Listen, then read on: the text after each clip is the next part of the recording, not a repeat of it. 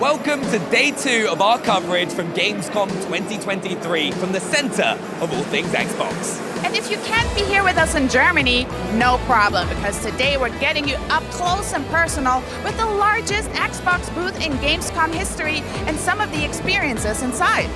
We find out what's in store for Alan Wake 2 direct from Sam Lake himself. Plus, we've got an all-new, never-before-seen gameplay trailer for Stalker 2. You don't want to miss it.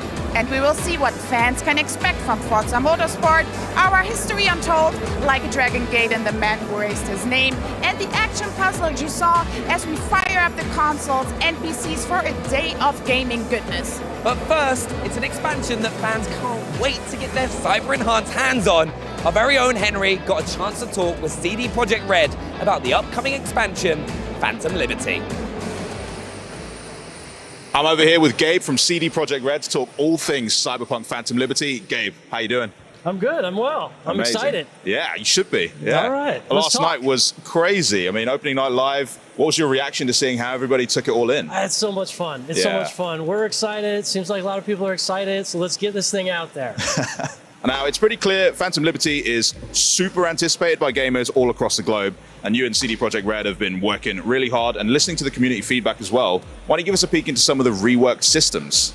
Sure, so there's so many, and maybe I can say kind of like a highlight what the inspiration was. We had such a beautiful, incredible world with so much potential. We wanted to infuse it with a bit more life. So we have a lot of new systems and new AI improvements and new fantasy fulfilling kind of abilities and stuff like that you can do.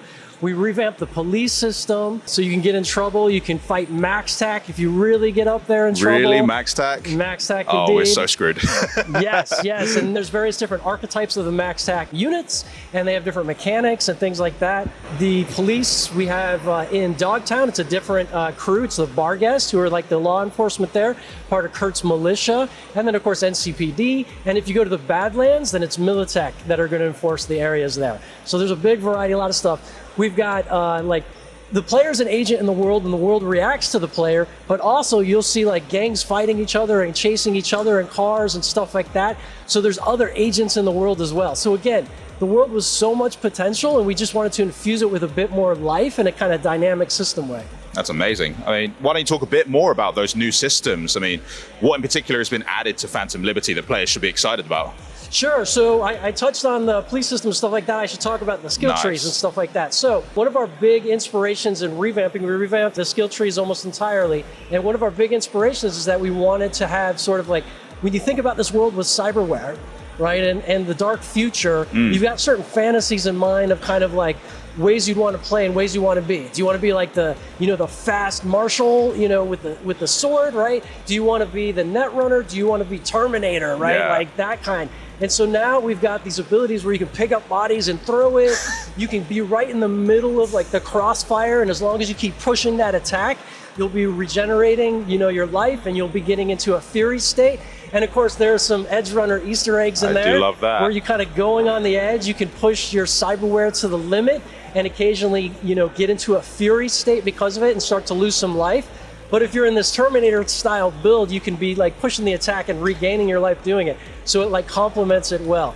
I'm rambling now. I'm going on. There's just so much. There's just I'm already so much. concocting like Sandevistan, Gorilla Arms. Let's just make like a David build. You know what I mean? I'm so into it. Yeah, nice. And the new trailer that you premiered at Opening Night Live, we got a look at some new car combat mechanics, which is brand new as well. Yes. How did that all come together? Well, I mean, it's fun, right? It's all part of getting that, making the world feel more alive, more like what your expectations is, right? And when you get in the car, you can pull out an SMG, start fighting your enemies, doing wheelies, screeching, whatever. You can get on a bike, you can pull out your katana blade, slice some tires. Nice. And then when you slice their tires, they'll like veer and you can get them crashing and stuff like that. And of course, we've got some vehicles that have weapons mounted on them. Oh. So we've got this Bond-inspired style vehicle where these two little nozzles come out the front. You start. Oh, that's and cheeky. You can just, And then we got like an APC that has a missile rack and a couple others that have missile racks. And so, yes. Okay, so maybe MaxTac have got something coming back to them as well then. Yeah. And as you kind of push the police systems, they'll start bringing out vehicles with mounted weapons as well. I mean, what I really love as well is the fact it's almost like a bit of a callback to that opening sequence with Jackie where you're just getting into all sorts of trouble. He's shooting guns out the side, and now we can kind of emulate that in like open play, which is really exciting. Also, in some of the early trailers, you can open the vehicle side doors, and then you can just do that kind of like fishtail or whatever, and pull out your gun. But I can't wait to see the YouTube videos. Now, certainly we've got a friendly kind of a targeting system, but you also can free aim and start hitting tires and gas tanks and blowing them up and really getting that sort of skill level with it. So I look forward to seeing some people pull that off. That's so cool. It's all just kind of speaking to the creativity that you want players to have in Night City, because you said you put some life into it, and now we're giving you all the tools to just do whatever you want to do there as well. You got it. It's great. Now, we've heard this expansion was built as more of a standalone experience, so how does it kind of link in with the existing narrative with V, Johnny? What's actually going on in Phantom Liberty? So we got to be careful with saying standalone, because it is actually part of the main base game storyline. It's in the midst of it.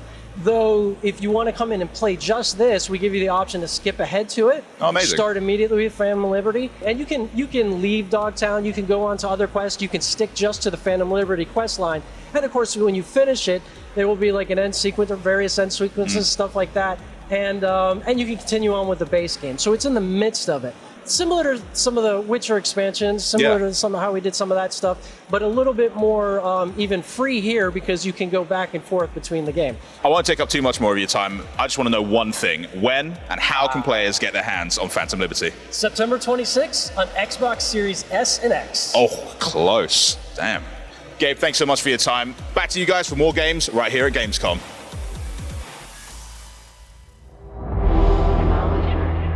Good evening, 47. Your target is Alexius Lascaris, known to his more sycophantic followers as the Drop. He initially established himself as a DJ, but realized it would be easy and lucrative to exploit his connections in the world of EDM as a drug kingpin instead. His empire of music venues has become inextricable from his trafficking network. Our client is a successful DJ who's understandably nervous about Lascaris' expansion. Good luck.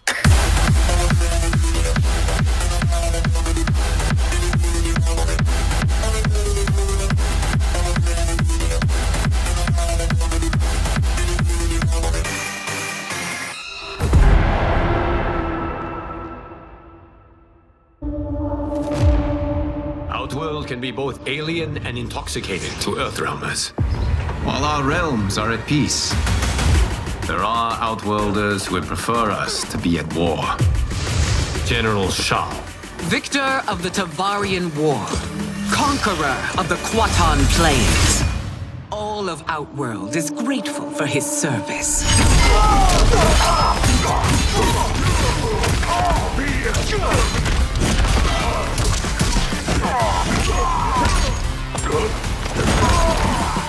You would consign us to endless war. Better that than be Liu Kang's lapdog. Did not your illustrious father teach you that war is the last resort? Do not forget that, General.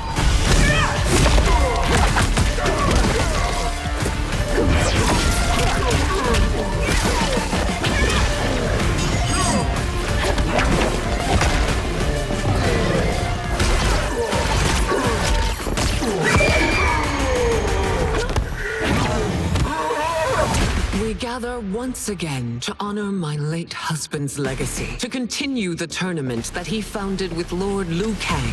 Empress Sindel. Let us meet your champion. Earthrealm's champion is Raiden, Your Majesty. Is it me? Or is Earthrealm's champion scrawnier than usual? He has earned his place by embodying the very best qualities of Earthrealm's people. I am ready, Your Majesty. Whom shall I face?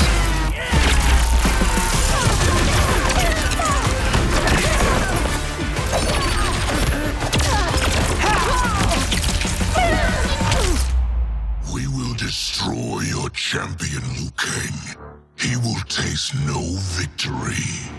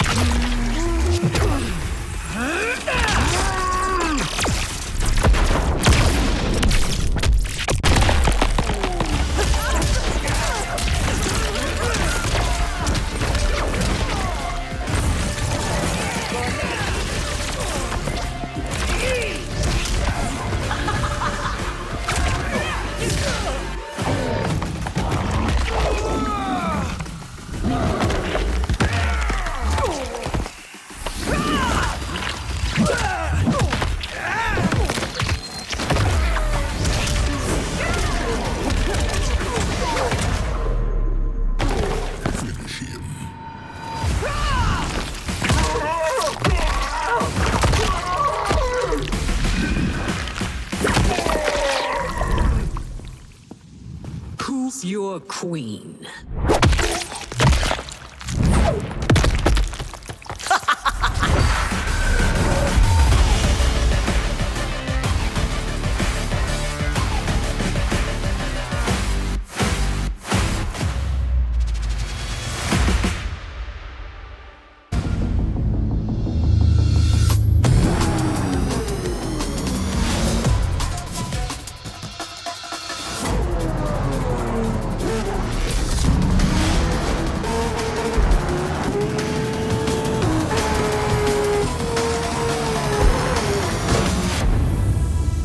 Hi, I'm Chris Sasaki, Creative Director for Forza Motorsport. We are bringing new racing dynamics, visual fidelity, and gameplay detail to every track. This includes weather, 24-hour day-night cycles, and track evolution. More tracks are coming to Forza Motorsport after our launch on October 10th, including past favorites and brand new challenges to keep the competition fresh and exciting. We can't wait to share more. See you at the starting line.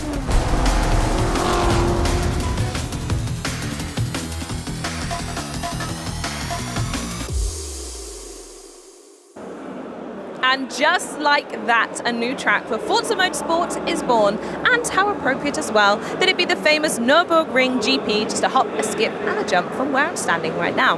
The track and those new cars we just saw are coming day one when Forza Motorsport launches on Xbox and PC Game Pass. Now, you've maybe noticed the amazing custom-wrapped Porsche Taycan on the floor, as well as the 6 custom Xbox Series X consoles. That is all to celebrate Porsche's 75th anniversary. And in fact, you at home have a chance to win one of those ultra-limited custom consoles. You could take home the Pink Pig Xbox Series X, inspired by the iconic 1971 Porsche livery of the same name, simply by typing !Porsche in Twitch chat right now. That's ! Capital P Porsche right in chat.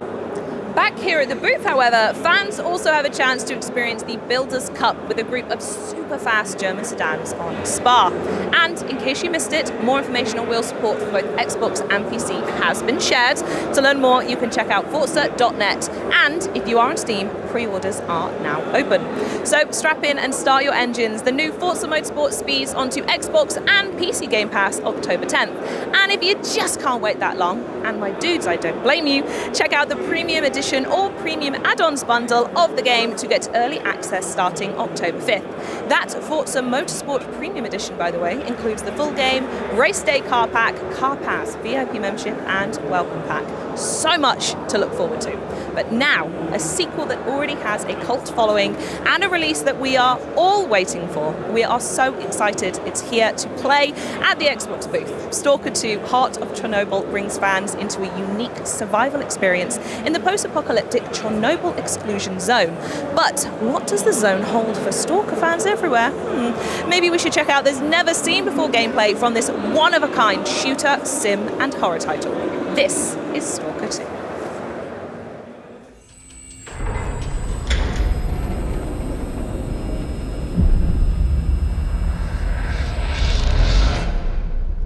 I was attacked while on a job. I got hit in the head, and when I woke up, I was in almost nothing but my birthday suit.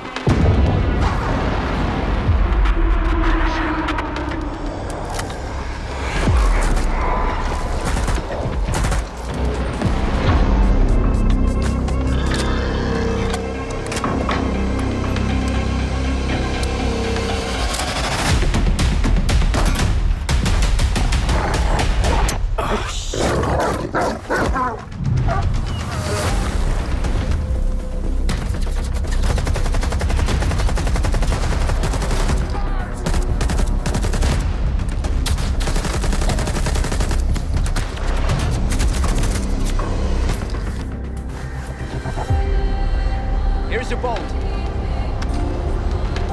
Where the hell would I need a bolt? Take a look around. Crap.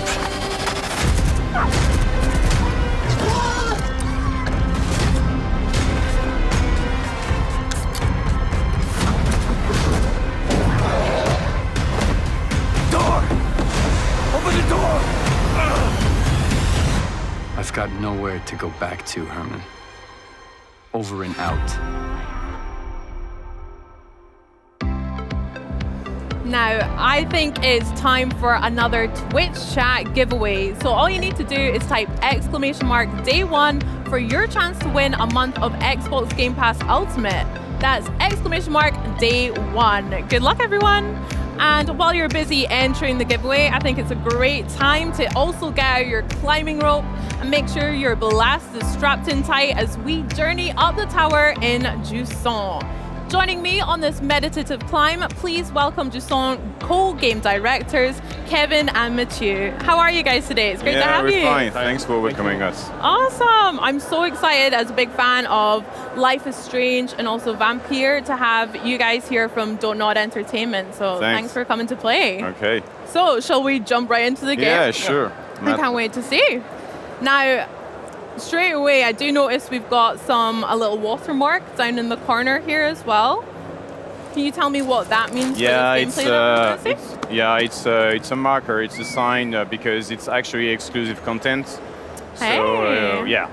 So we are showing off like today because it's a special event, but it won't be in the game in the end. So don't worry, guys. Yeah. It's going to be here when you play. No watermark. Excellent news.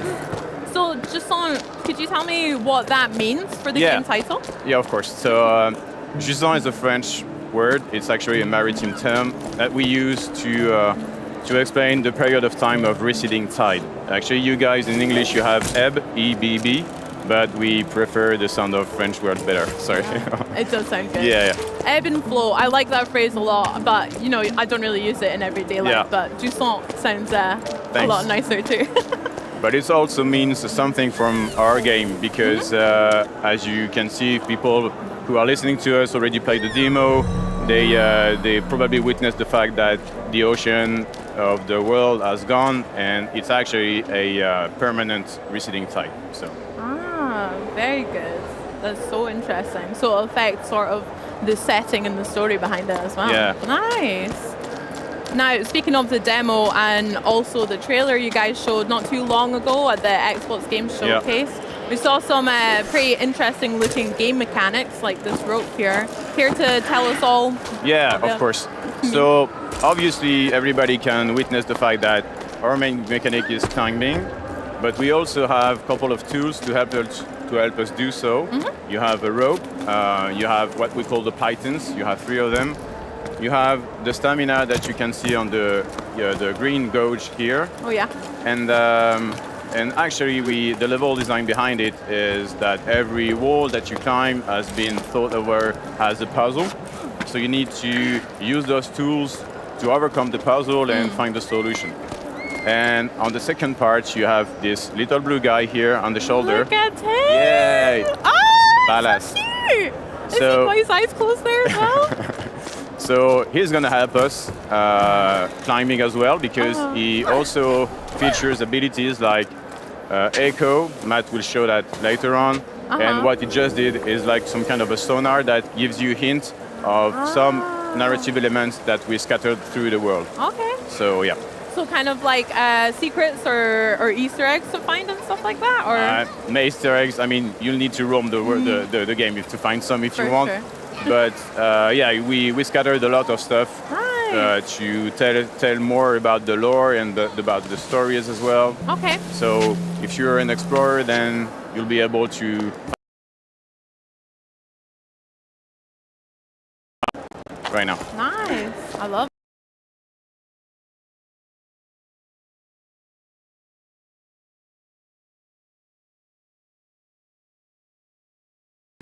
Oh no, it's so cute! Look at it! Oh, so it's kind of like fluid almost. Yeah, like it's actually made of water. I didn't say that. It's actually made of water. It's the only water in the world right now. And that serve the purpose of the message that we are trying to tell through Jusant. Okay, how very interesting. So, for example, if I can jump in here, Sure. it's actually exclusive stuff that we have in this specific biome. You are those pebbles that Matthew is climbing on. It's actually a living thing that you can use to climb, and the echo of the ballast can actually, have an effect on that, and among other things. Wow. So it seems you've got a lot of help climbing this Yeah, tower yeah, yeah, as yeah. well. It's not Of just course. about the rope maybe then as well. No, it's through the mechanics, through the gameplay, we are trying to tell something about helping each other, because of course our main character couldn't climb without the ballast, and the ballast couldn't climb without the main character. Yeah. So it's all about, a fable about helping each other. How should we coexist together instead of, not doing so, and how we can move forward or upward in our case in life. Yeah. So that's the part of the message of Jusant. That's very beautiful. Thank you. Teamwork makes the dream work or Yes, something like that. absolutely.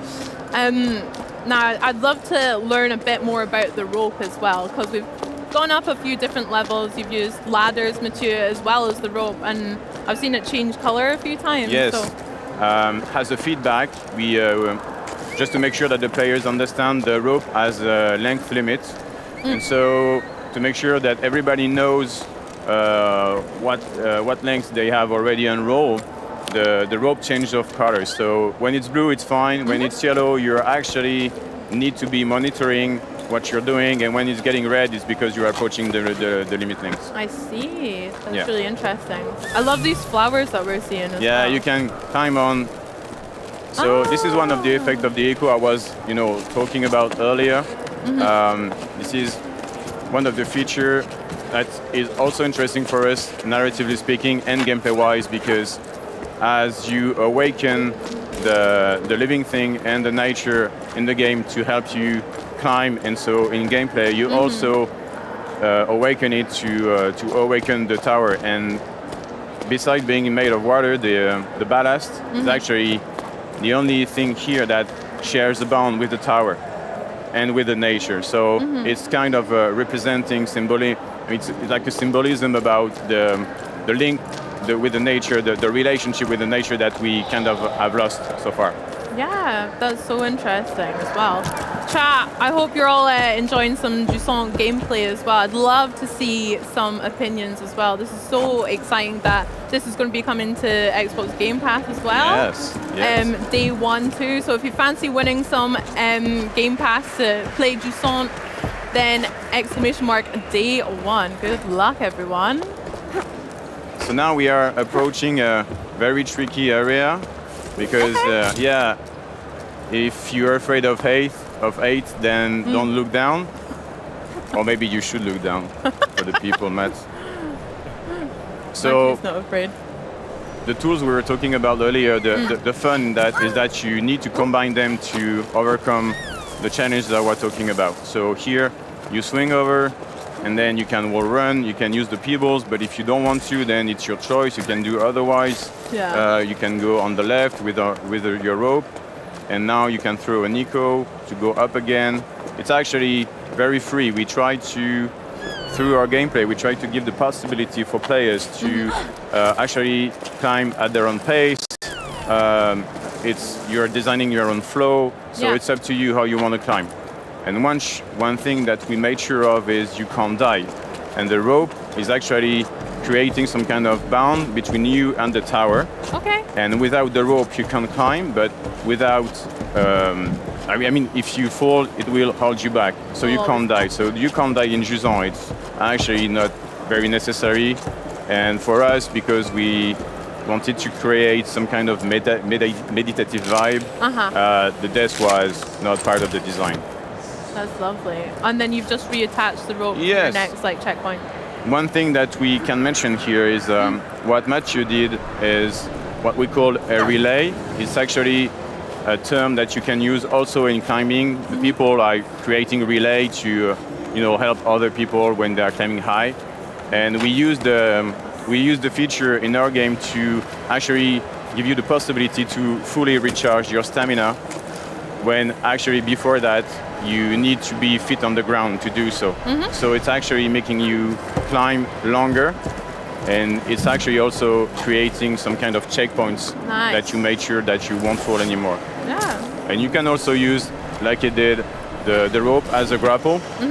It's you can use it as a magnet, so you can grapple where you see this kind of stuff. Very versatile then. I'm curious, do you guys climb yourself then? If you, there's a lot of thought in here. Not really, but sometimes. Sometimes, yeah? Yeah. You do some in the research? 1-2 years, just at the beginning of the process. That's like 1 year ago, maybe 2 years ago, we started to climb, but not professionals, definitely. Just not. for fun. That's cool. So yeah, you mentioned just then about using like the pebbles, the that are alive, as well as you're climbing up the plants and stuff, and the environments look really beautiful, as well as, I guess, different ways to solve each of the puzzles that you're talking about too. And also, what we try to do is, since we are telling the story of a bygone civilization, every props or every object that you use to climb was actually used by the people before. So so that's why you use the rope so much, because we try to tell a story about a vertical society, a vertical life, and everything was made to make sure that people are able to climb. So you're just using that back, and it's a way to move upwards and downwards. Nice. And now Marty is going to show us how he can dance among the peoples, because we designed this particular wall made fully of pebbles. So you need to play with your rope, with your pythons. You need to use everything you have in hands to make sure you overcome the wall and finish that. Oh gosh, look how cute. I'm obsessed with how cute everything is in this game already. And I don't know if people notice, but so if you use the echo, people stop for a moment. So that gives you the opportunity to kind of pause the game and relax, observe where you can go, and go back climbing again. Make your next move, figure out your next move and stuff. That's so cool. So the different, I guess, little puzzles or environment sections, can you choose different ways to climb up? Yes, you can. Is there multiple? Yeah, you definitely can. And we have different biomes. This is the second one. People had the chance to play to the first one in the public demo, and we have others. And each biome has specificities. The environment will change, and this is how we bring gameplay variations into our game. So I hope that guys are excited to see what's next. Yeah. What are the biomes made of? For sure. I'm really excited more about your ballast abilities too. So maybe you can't speak about it just now. I won't push you, but it would be really cool to see if there's like new abilities and how that affects the rest of the game. Yeah, actually we saw kind of everything, because what we try to do is give all the players at the beginning all the tools they needed, and then you need to stick with it, and as designer, as developers, we bring the variation through the environment, because it's actually a kind of a short game, so having upgrades or whatever, it wouldn't have make sense. Besides, with the message that we are trying to tell, it didn't fit in the mood, since we are trying to bring a meditative vibe, a chill game, chill out game. Sure. Upgrading like other games do, it wasn't our cup of tea. So it's better to have few tools that you have from the beginning, and then you have time to master them. You have time to get used to it, and then we are here to trick you into some habits. And I love that. It feels so peaceful already as well. So this is one tower that we're climbing up just now. Is there like different sides that we could explore? Is that quite a key element to the game as well? We have few secondary paths where you find more about the lore and the story, but it's not an open world game, so it's fine. Yeah. But we worked really hard on the vistas and make sure that people had the time to enjoy the environment we were designing. Also, what Matt did is something that we like to do ourselves, is looking back, realize how much you have climbed and how much is left as well. And we hope that guys will be enjoying as well. Okay. Yeah. So there's like some time elements as well as this maritime theme of water coming and going then as well? Something like that? Not about water, you said? Sorry. Like the time that you're saying, you can look back at, I guess, the progress you've made and stuff, as well as like the water leaving and things. Yeah, you can find traces of this. So. Nice. And for the people, I hope they also enjoy the music because we worked really hard with a French composer called Guillaume Ferrand. If he's watching us, I say, hey, Guillaume. And he actually understood very well how what were our intentions, what we were trying to tell, what story is behind it, and he composed very beautiful music and OST. So so sound and music is quite an important element to the setting, like and stuff. Because it set up the mood as well. Is when you're playing, you're hearing like a nice piano music. It helps bring the chill out experience, right? Amazing. It does. I'm so chilled already just playing with you guys today. Do you know, I cannot wait to play some Jusant as well. I hope chat feel the same way as well. I hope so. Kevin, Mathieu, thank you so much for showing us some Jusant today. That's been so good. Thank you for having us. No worries. I have one last question for you guys, and that would be, when can we play it then? Actually, the game will be released on the 31st of October. Wow! Yeah, so you can pre-order it right after now, I guess. Hey! Yes. How exciting! There we go. So I hope don't hesitate to press the button. And 2 months from now. 2 months from now. I can't wait. Guys, thank you so much again. Thank you for having us. Awesome. Next up, we're venturing back into the dark place with Alan Wake 2. But first, here's just one more look at Jusant.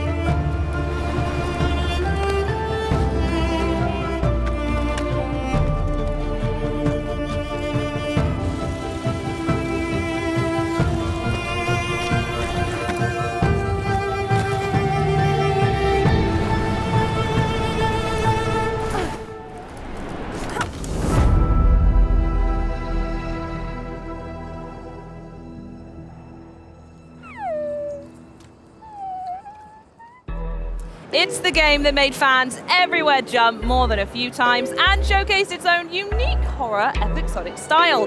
Here to show us what Alan Wake has been up to these last 13 years are two of the minds behind its sequel from Remedy Games, writer and creative director Sam Lake and game director Kyle Rowley. Welcome to you both. First off, how are you? Are you well? Thank you. Thank you. Great Gamescom. Yeah. Very happy to be here. Yeah. Given that Alan Wake's journey began with Xbox. There we go, back on the green carpet, chatting about it again. feels proper to be here. It feels correct, doesn't it? Yeah, wonderful. Right, well, while we're going to be talking, we're actually going to be having some gameplay on in the background for Twitch chat to have a look at. It's going to be some new at Gamescom footage we're going to be going through. So while that's on, I'd love to talk a little bit more about some of the new elements that fans can expect to see in Alan Wake 2. Sam, you want to start? Yeah. I mean, it is a sequel, but also, given that it comes out 13 years after the first game, there are plenty of new elements. Let's go through them all one by one. we really felt that we want to create a modern experience, and we could not have done this game. We have been building concepts of Alan Wake 2 through all of these years. It's not like you picked it up last week and decided to do something with it. But this one we could not have made before building Control first, which was our previous game. A lot of learnings with each project that we were able to then bring into this one. Elements like hub-like design for the environments, the whole game genre being a horror game now, a lot more ambition on interactive storytelling in this. And the concept of Remedy Connected Universe, which we established with Control. So Control and Alan Wake belong into the same world, and there are connection points and crossover elements in it. Oh, how exciting. I also want to touch very slightly on the name itself, because Alan Wake 2, it's a sequel, but the name is very fitting, and because, as I say, not only is it a sequel, but you play as two characters. So I was wondering who wants to tell me about Saga and how their story intertwines with Alan. Yeah, there are a lot of tools in this experience. Two playable characters. It's a recurring theme. Yes. Alan Wake, of course, but then our new Remedy hero character, FBI agent Saga Anderson, who comes in and the player with her comes into this experience playing Saga. She is a newcomer to this supernatural world of Alan Wake. She knows nothing before. She's a profiler, FBI agent, comes in to investigate these ritualistic murders in the Pacific Northwest. And then it starts to spiral out of control from there. So we have two worlds, essentially. We have the Pacific Northwest. We have 3 separate hub areas. The small town of Bright Falls, the majestic Cauldron Lake, this Caldera Lake, and the surrounding forests, and then the neighboring town of Watery. And you get to explore all of these hub areas. I love that you're describing them as these beautiful places to go check out. They're going to be horrific naturally, right? It's a wonderful place to go on a vacation. I don't think you're telling me the truth at all. I think we had in the art direction Bible, we said terrifyingly beautiful was one of the things that we were kind of like talking about. Well, once again, kind of two extremmes coming together. The juxtaposition of it all. Exactly, like us on stage. Exactly, I mean, you're doing it right now. I mean, exactly. I feel like I should have put a tie on. All carefully considered. The theme that runs through the whole of our lives, I think.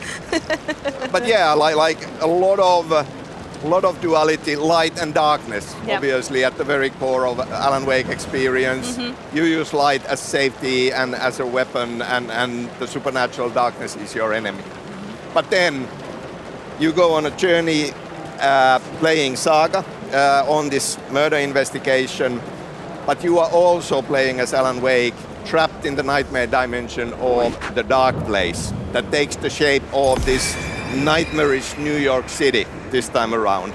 And that's one big hub of its own where we are unlocking new areas for you to explore as you progress. So these exist side by side, and you are able to choose and hop between them as you want. Going through this experience. And you're not just knowledgeable as the creative director, I guess, Sam, but you're in the game as well, right? I guess so. Yeah, I think you are a little bit.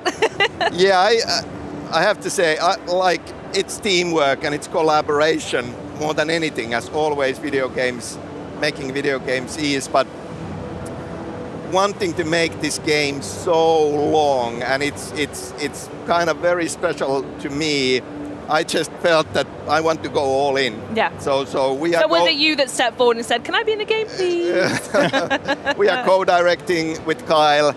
I'm co-writing the story and the screenplay, and yes, I'm acting as Alex Casey, who is Saga's FBI partner, but also a fictional character that Alan Wake used to write about for years and years. Very smart. But I'm doing half of the performance really. I'm the physical You're just actor. doing one arm and a leg.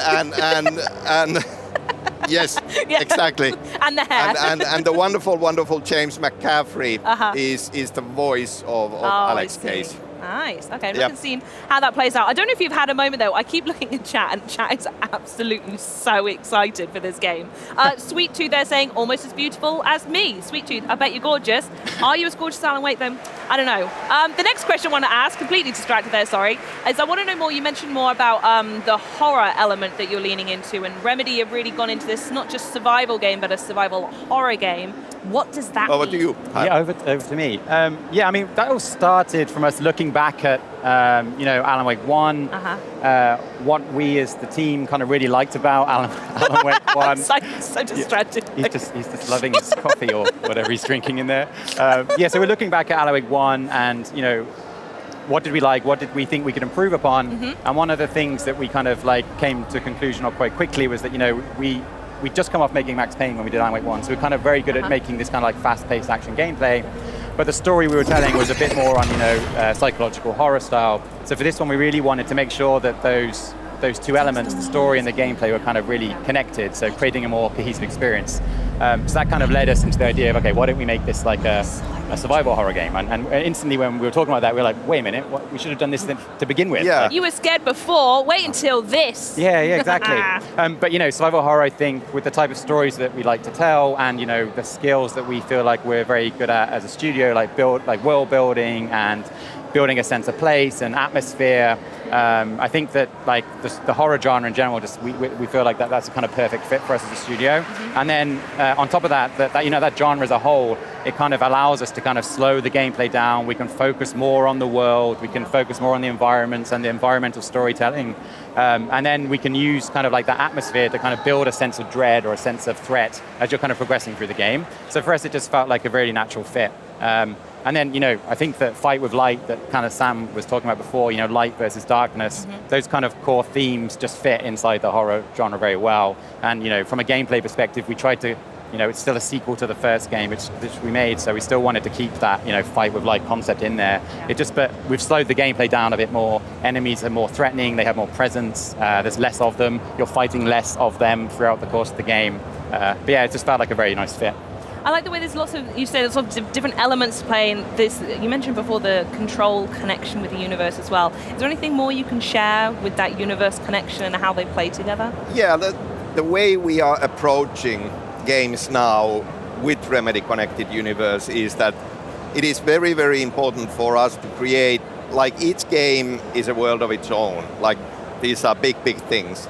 So we feel it needs to be approachable to everybody, not just Remedy fans. Yeah, not just the mega nerds. Yeah, which is we absolutely love that. Oh, we love a mega nerd. Don't get me wrong. Because we are the same way ourselves, but at the same time, it shouldn't feel like homework. I need to play the first game. I need to play Control. You don't, and that is part of the reason why Saga is such a perfect new hero character. She doesn't know anything when she comes into this, and she is learning and the player is learning. Sure. However, then, under the surface, it is very layered and very deep, and one of those if you know kind of things, but you don't have to know all of the little bits. There is a ton to be discovered, ton of connection points, and taking certain threads further in the universe. So,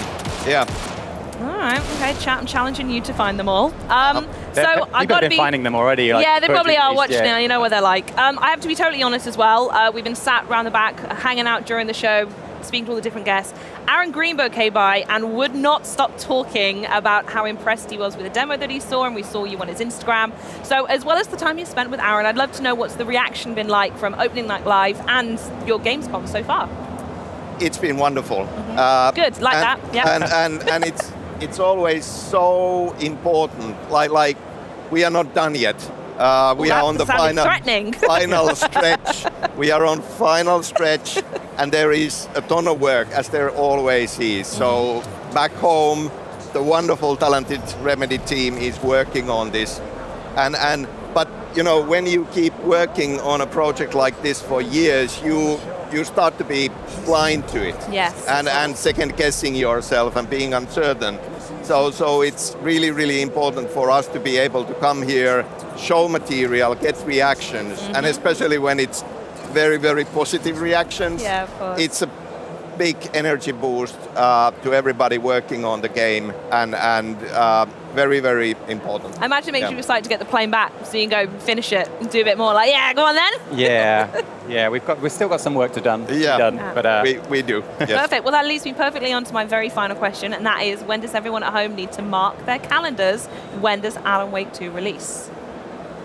Alan Wake, you look at me. Alan Wake 2 comes out on October 27th. So not long to go. Not long at all. October continues to be very, very busy. Cheers to that. Thank you both, Sam and Kyle, for joining me today. Alan Wake 2 looks horrifically delightful, I think, was the summation of it. But later on in the show, we're going to catch up with the man who erased his name from Like a Dragon Gaiden. Then the crew from Elder Scrolls Online joins us to talk combat and community. Plus, it's time for another giveaway. Enter !Day1 in the Twitch chat right now for your chance to win a month of Xbox Game Pass Ultimate. And remember, that is !Day1. Next up, though, it's a world in crisis, and fans somehow just can't get enough of it. Citizen Sleeper 2 Starward Vector brings fans back to the Starward belt. But this time's it's a little bit less than optimal, let's say that. Check out more from this behind the scenes of this space age adventure. Take a look. Wake up, Sleeper. Hi, I'm Gareth Damian Martin, developer of Citizen Sleeper.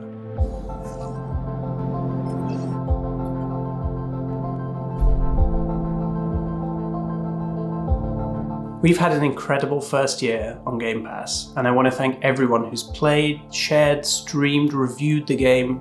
Thank you so much. And if you didn't take a journey to Erlen's Eye to play our unique RPG, well, I have some good news for you. Citizen Sleeper is going to be sticking around on Game Pass, and that's because Citizen Sleeper 2 Starward Vector will be coming to Game Pass day one on release. Wake up, Sleeper.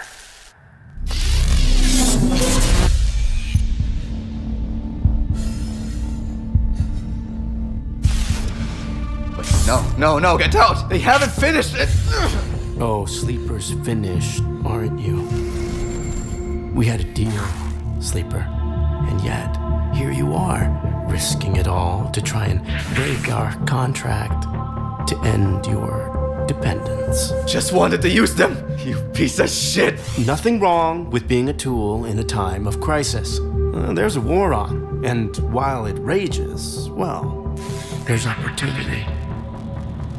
I thought you were an opportunity sleeper, desperate, on the run, a hard worker with certain needs.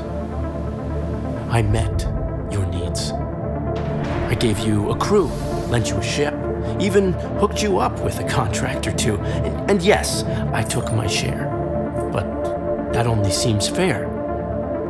I invested in you. But then, you went and did this. And now, you don't need this. And I don't need you anymore either.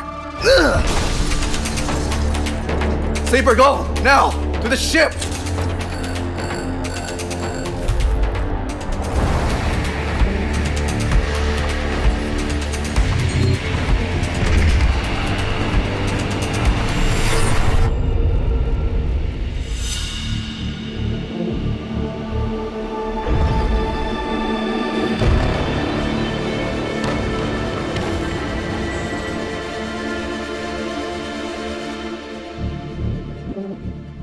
You can expect the same freeform, tabletop RPG-inspired, dice-based gameplay with slice-of-life stories and relatable characters. But this time you'll have a ship, build a crew, and take on contracts as you explore the Starward Belt, trying to make ends meet. It's bigger, more varied, more challenging than the original, but with the same deep world-building and freeform gameplay. It's my attempt to capture what's special about stories like Cowboy Bebop and Firefly, where it's not about hauling tons of titanium across the galaxy, but it's about getting into trouble with a complex cast of characters, improvising, making do, and always running on the edge of disaster. We'll be revealing more soon, but before I go, I wanted to offer Game Pass players a world-exclusive first look at one of the locations from the game. Welcome to Hexport. This bustling way station is built on the back of 3 vast, abandoned solar reflectors. Taking advantage of the flow of power from these pre-collapsed corporate artifacts, the port is rich with industry and activity. The Benz is a spacer bar where you can find trouble and freelance crew in equal measure. The Exchange is the thrumming heart of the station, filled with data brokers and merchants, the perfect place to land a lucrative contract. Factory Row is filled with ship fitters and salvage yards, a tight-knit community you'll need to get on the right side of if you want repairs. Arriving in Hexport with a crippled ship, you'll need to learn to navigate the station, find allies, and go out on contracts if you hope to stay one step ahead of Lane. I can't wait to show you more, and I want to thank you all again for making this sequel possible by supporting and playing the first game. And if you haven't played Citizen Sleeper, well, now's the perfect time to play it on Game Pass, with 3 DLC episodes just waiting for you. Turn your eyes starward, and I'll see you in the belt. This? This is just the beginning, Sleeper. So, welcome to the Xbox booth tour at Gamescom. I'm going to do my best to try and show you as much of the 45,000 square feet of the booth, which is the largest we've ever had at Gamescom in history. There's 150 gaming stations, tons of games, and we're kicking off with the Cyberpunk 2077 queue, which is like over 2 hours long. We've also got Antstream here, which includes 1,300 games. It's the largest gaming drop in one go in Xbox history. You can also pick up a lifetime subscription for that for a short time. So go check that out. It's definitely worth it. But we're gonna go try and take you through. There's so many people here. So I'm gonna do my best to kind of make sure that we can show you as much of the booth. Now, as we're kind of heading around the Cyberpunk 2077 line, people have got their chairs out just to kind of help them out with the queue times. But one of my favorite areas, which here was a little Easter egg for the next part of the booth. We have, if you've been playing Diablo 4, an actual statue of Lilith. Now, this is a great photo opportunity which are dotted throughout the booth. As you notice, we're going through the outskirts of it right now because it's the fastest way to get around because there are thousands of people within the booth. But right here, we've got the statue of Lilith from Diablo 4. People are able to take their photo with it. It's got like blood pouring down from the skull above and then email it to themselves from there. Now, we're gonna keep on moving through. Every part of the booth, you've got gaming stations like here. We've got Armored Core, which people are able to hop on and play.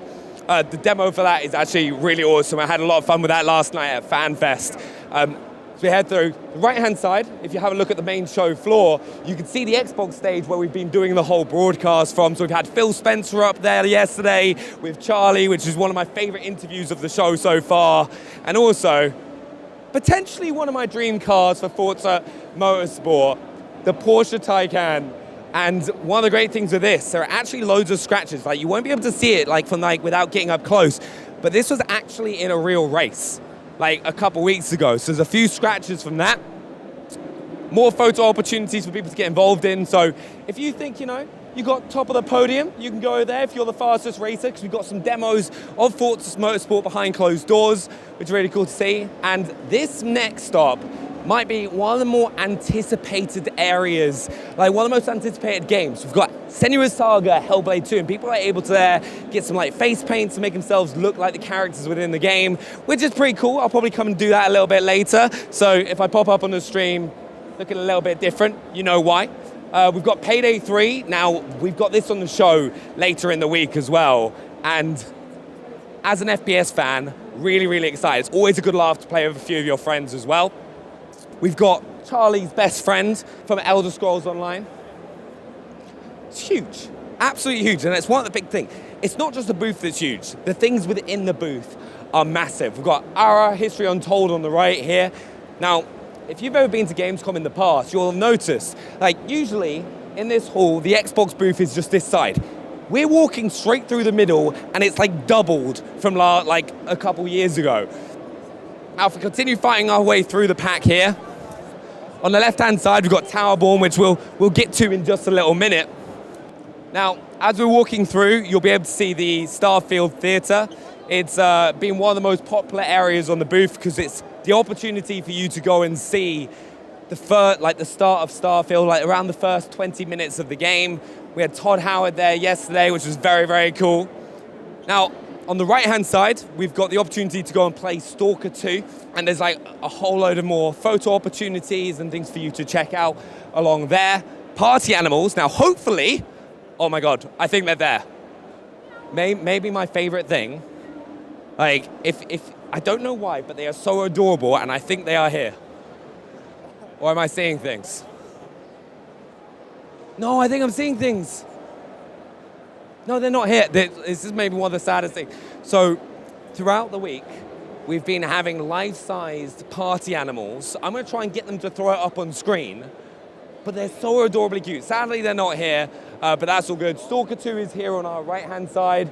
We've got the Starfield Theatre, and I just hope that you're starting to kind of get the idea of the scale of the booth here at Gamescom. But let's head straight over this way.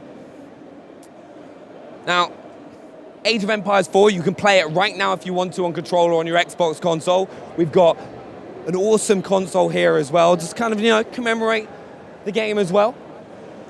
So if you like it, I'm pretty certain there's a very nice gold. I never trust myself when it comes to colors because I'm colorblind, but it's all good. Now, the next thing I want to show you is, of course, if we head to the side of the Xbox stage, we've got a very unique Starfield experience which was designed for Gamescom with Temper. And if you look to the right, you can actually see a life-sized cockpit which has got unique footage which has not been seen anywhere else, purposely built for that chair, which is insane. I'd recommend checking it out if you're at Gamescom, but I kind of want the chair myself. It is very, very cool. Now, also, you have to have the opportunity to win stuff on the booth, which is right here in front of the stage. You'll see people queuing up, hitting the button for their chance to win a whole ton of prizes from the booth on the left-hand side. Other game titles, like this guy right here, just won a lanyard. All right, PC Game Pass lanyard. I've seen people winning Ultimate Xbox Game Pass, headsets, loads of cool prizes over there. Now, if we make our way to the right, we've got the queue over here for Flight Sim. They've got like yokes. They've got loads of different ways to play the game, which is a cool experience. So if you've not had the opportunity to play on like a flight stick, this might be your chance to do so. And the final stop that I want to show you all is, of course, Towerborn. Now, the one thing that I'm very excited about with Towerborn is we've got a really cool demo coming to the show tomorrow. So I want to make sure that you hit that follow button so you don't miss that. And that's the end of the Xbox booth tour. So don't miss that show tomorrow. And I'm going to go play some more games. I'll see you later. It's time to start chatting about the ultimate brawling combat in the intensely immersive world of Yakuza. It's a world in which Kazuma Kiryu was supposed to be rid of with Yakuza 6, but as we're about to see, drama finds even those who hide from it. Joining me to show off Like a Dragon Gaiden, the man who erased his name, please welcome Hideyuki Sakamoto, Sakamoto-san, and our interpreter Gavin Green. Thanks so much for joining us today. So we're going to jump right into the demo we have here on stage, and our first question I want to ask is for folks trying to pinpoint where we are in the franchise timetable and lore, what is it that we're looking at? 最初からデモに入るんですが、最初この設定についてちょっといろいろ説明していただけますでしょうか。はい、今回のセブンガイデンというタイトルはですね、龍が如く6の後に桐生一馬がどういった表舞台から姿を消して生きていたかっていったところが語られるような物語になっていまして、これが後の龍が如く7、あとは龍が如く8につながるまでのいきさつを作られたようなゲームになっています。So, Like a Dragon Gaiden, the man who erased his name, talks about the story of Kazuma Kiryu at the end of Yakuza 6. So he kind of disappeared from the scene, right? And this game is going to explore the story of what he was doing behind the scenes from the end of Yakuza 6 to the start of Like a Dragon Infinite Wealth. Amazing, wonderful, thank you. So we've also heard that this game is more compact than some of the other games in the series. So what can fans expect from side quests, overall gameplay, and please let me know if karaoke is coming back.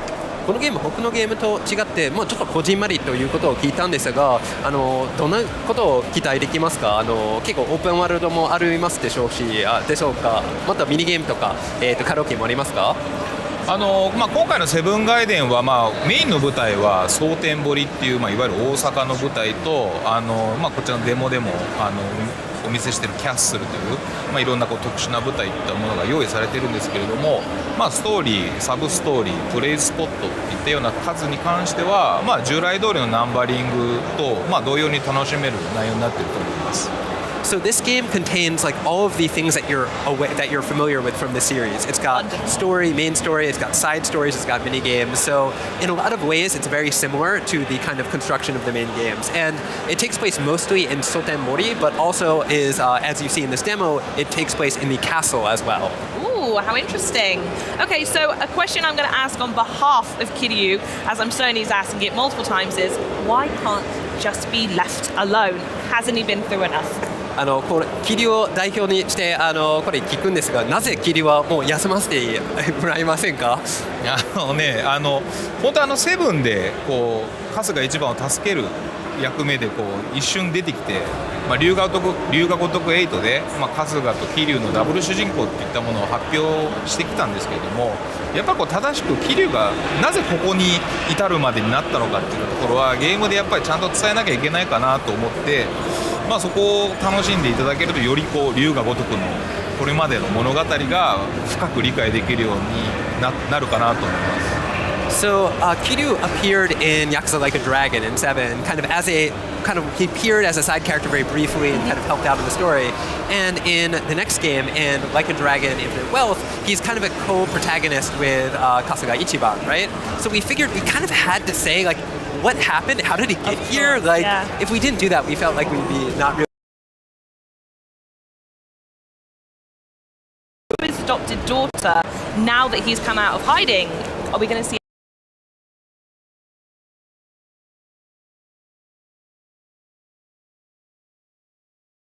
あったりはしますかね。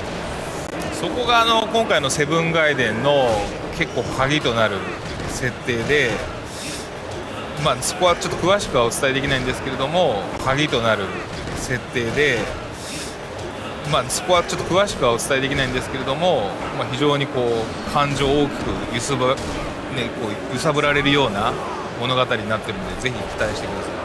So we can't talk in too much detail about this because unfortunately it's very key to the plot of the story. But what we can say is that it's going to be an emotional and interesting tale, and we think you all like it. Oh, I'm certain we will. I also want to know if there are any familiar faces that we can expect to see. I am mostly just digging to see if we get to see Ichiban come back or my beloved Majima. 馴染みの顔とか会うことはあるんでしょうか？私の大好きな春日一番やマジマも来るんですかね？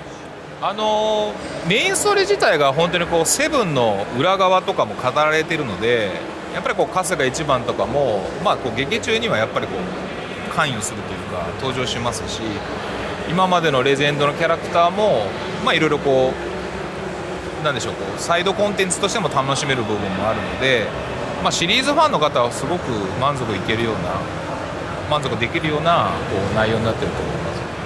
So the plot of this game takes place in the kind of the shadows of Yakuza Like a Dragon. So Kasuga Ichiban is very much related to the story. You kind of see hints of him throughout it.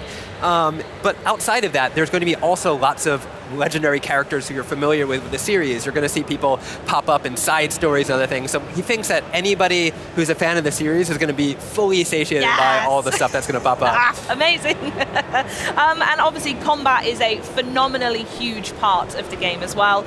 So how does this game approach combat and what kind of high-tech gadgets can we expect to use? この、シリーズの中にはやっぱり戦闘がメインのアクションになっていると思うんですが、このゲームにおいての、戦闘システムを教えていただけますか？またガジェットはどんなものが入っているんでしょうか？はい、私たちスタジオも、ちょっと直前に RPG っていうタイプのゲームを作ってきたんで、久しぶりのアクションゲームということで、今我々ができる一番楽しめるアクションをまず作ろうというところから始まりました。So until our previous game, we made an RPG, right? Which is kind of different from an action game. So we're kind of coming back to the whole action system, and we're kind of getting our feet wet. But we made sure that we made something that we think everybody will really enjoy. 回このセブンガイデンは、エージェントスタイルと王竜という2つのバトルスタイルをこう使い分けて遊べるような内容になっています。So, and in this game, the combat system focuses on two different styles. There is the Yakuza style and the agent style of battle. エージェントスタイルはですね、こう桐生一馬がこう大道寺のエージェントという設定をもとにこう今までにはなかったこうなんでしょうガジェットを使ったこうトリッキーなバトル、スピーディーでこうねトリッキーなバトルがこう簡単に楽しめるっていうところがこう目指していた部分だったりします。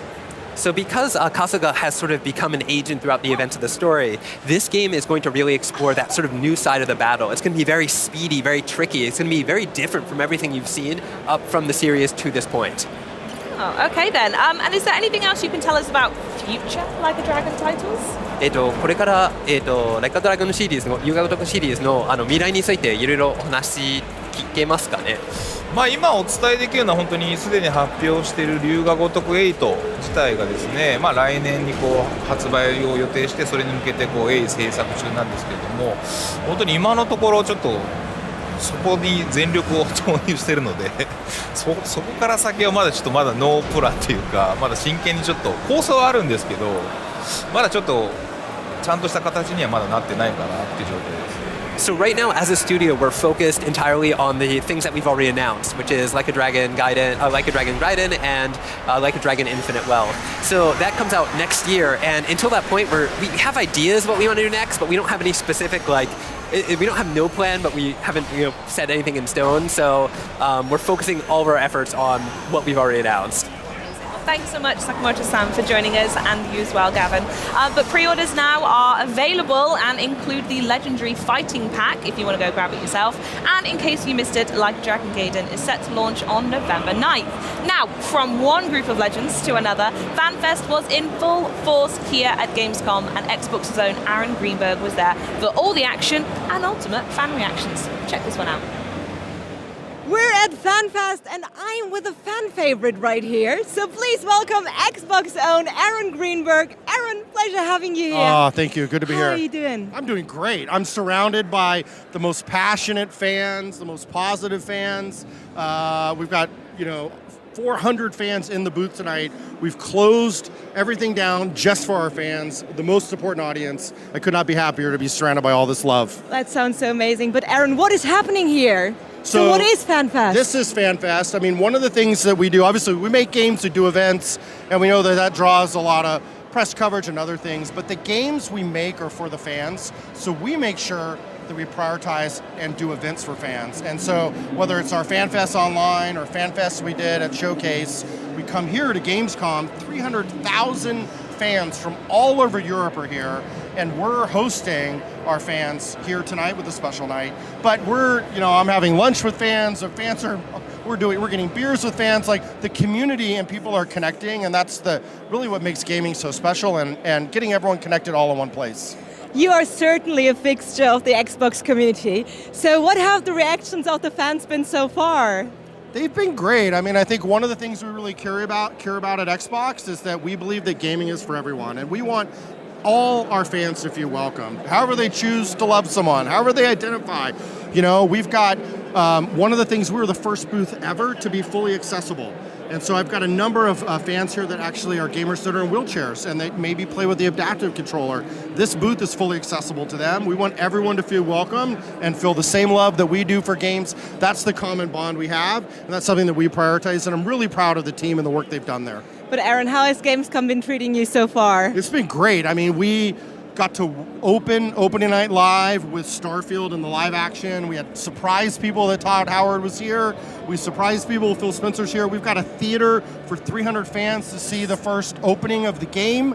So that's really special. We've got a theater for Forza Motorsport. We've got hands-on for Towerborn. We've got Stalker 2. We've got Party Animals. We've just got a lot of great games. It's the biggest booth we've ever had. It's a really big year for us, and so it's great to be able to celebrate that with more fans from all over the world than anywhere else right now.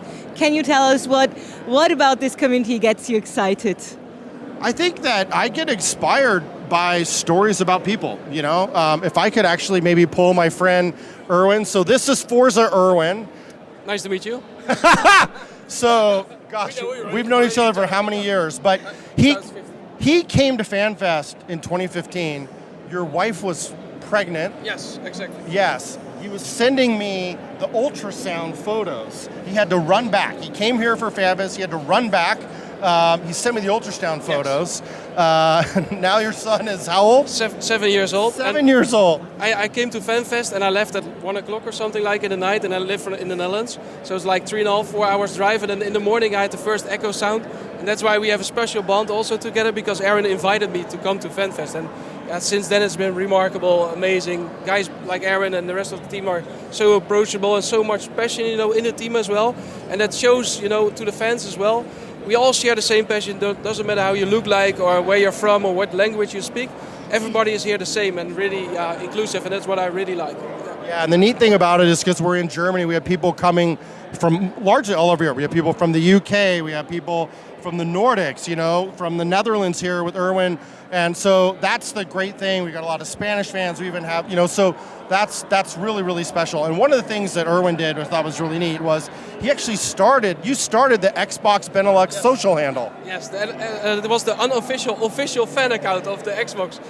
Because there wasn't any in the Netherlands, right? And I'm so passionate about Xbox for many years. And yeah, we did collaborate on giveaways just to do something back for the community also.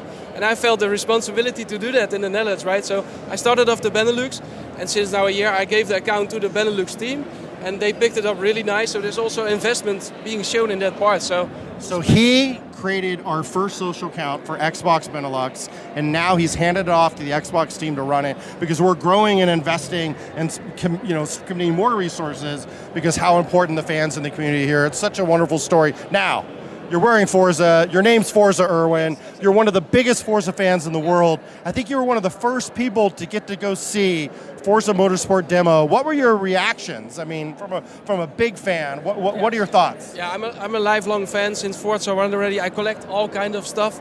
And seeing it live this morning was super fabulous. I see that the improvement on the physics is really there. You see the weight transfer on the track. The graphics looks amazing in 4K 60. This was being shown on the Xbox Series X. So I'm super impressive. I can't wait till 5 October.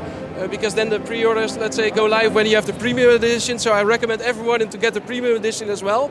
So if you're a racing fan and sim racing, please go check it out. It's amazing. I cannot be enthusiastic enough about it. I was about to say, talk about enthusiastic fans. That's so amazing. Thank you so much, Erwin. Thank you, Erwin. This is just one of many, many stories. We're so lucky to have great fans, the best fans in the world. That is what gives so much purpose to the work we do and why we love what we do. The joy and the power of gaming can have on the world is like nothing else. That sounds amazing. So what are your plans for tonight? Tonight I'm going to go meet 400 of my closest friends, and we're going to take photos, we're going to share memories. It's, this is like a family reunion.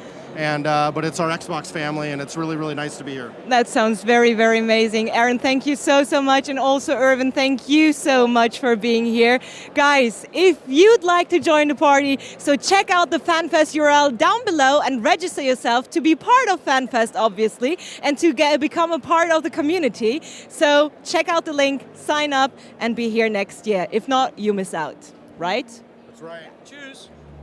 It's the fast-paced action moment that we needed in our day here at Gamescom, and we can jump now into the armored world of Rubicon with Armored Core 6 Fires of Rubicon.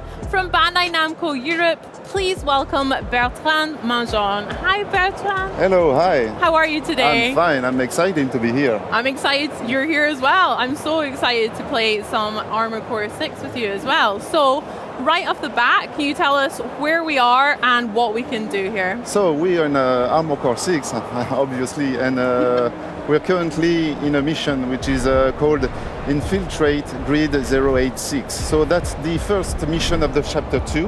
Okay. So generally when players reach this mission, they should be able to play and have a better understanding of the game mechanics. So we'll just progress through the mission and see how we tackle the situation. Sure, let's take a look at them. So there, currently enemies are just attacking me, so I will reply back. That's the whole point in Armored Core. So you have to be quick. That's intense action all over the place. And react to what's coming at you straight away. Very cool. There's some destruction in the environments going on too. That's great to see. It and is you're actually. using your missiles there too? So yeah, that's the a basic loadout for my AC, for my armor core. Okay. I have rockets, machine gun, and then I also have a shield to protect from the enemy's hits. Nice. And also a plasma blade, so Oh. for more a melee attack when I Yeah. want to dive into the action Yeah. a little bit more. I like the plasma blade. That looks like a lot of fun. You're really fast. Yes, so that's the assault boost. Assault boost is something that that you can use to reduce the gap between the enemies, to be some kind of more aggressive way to go at the enemy. But it's also used to be some, as an evasive action if you want to evade some difficult situation. Very cool. Now, Bertrand, I'm super excited to talk to you today because I hear you've got quite a lot of experience in some other titles that you and the team were able to bring to Armored Core 6. Can you share with chat at home some of those as well? Yeah, of course. So yeah, basically this is a From Software game. So we all know the expertise they have shown during the past decades. And Armored Core is a compilation of what they know and what they have explored with all their games. So you can have elements from Dark Souls, you can have elements from Bloodborne and Sekiro. So players will, I think, will be happy to see that these kind of elements are now back in Armored Core, even though the construction of the game is different because it's a mission-based game. So, but yeah. And so I'm just facing a tough enemy right now, so maybe I won't be speaking for 30 seconds. That's fine, I'll chat to chat as well. It's so nice to see some of you in Twitch chat as well. I'm, as Bertrand mentioned, some of the Souls games that the team's worked on. I'm a massive From Software fan. Maybe you guys in chat are as well, but I love Dark Souls 1. I'm playing through Dark Souls 2 at the moment as well. But Elden Ring most recently was so much fun as well. So hello everyone in chat. So as you did see, it? Nice. Yeah. I don't know if you noticed, but every boss is in the game has an ACS gauge. Yeah. So this gauge is something that is really important. It's a key feature in the game because you have to raise and fill this gauge so that the enemy is staggered. So I'm trying to do it with this AC right now.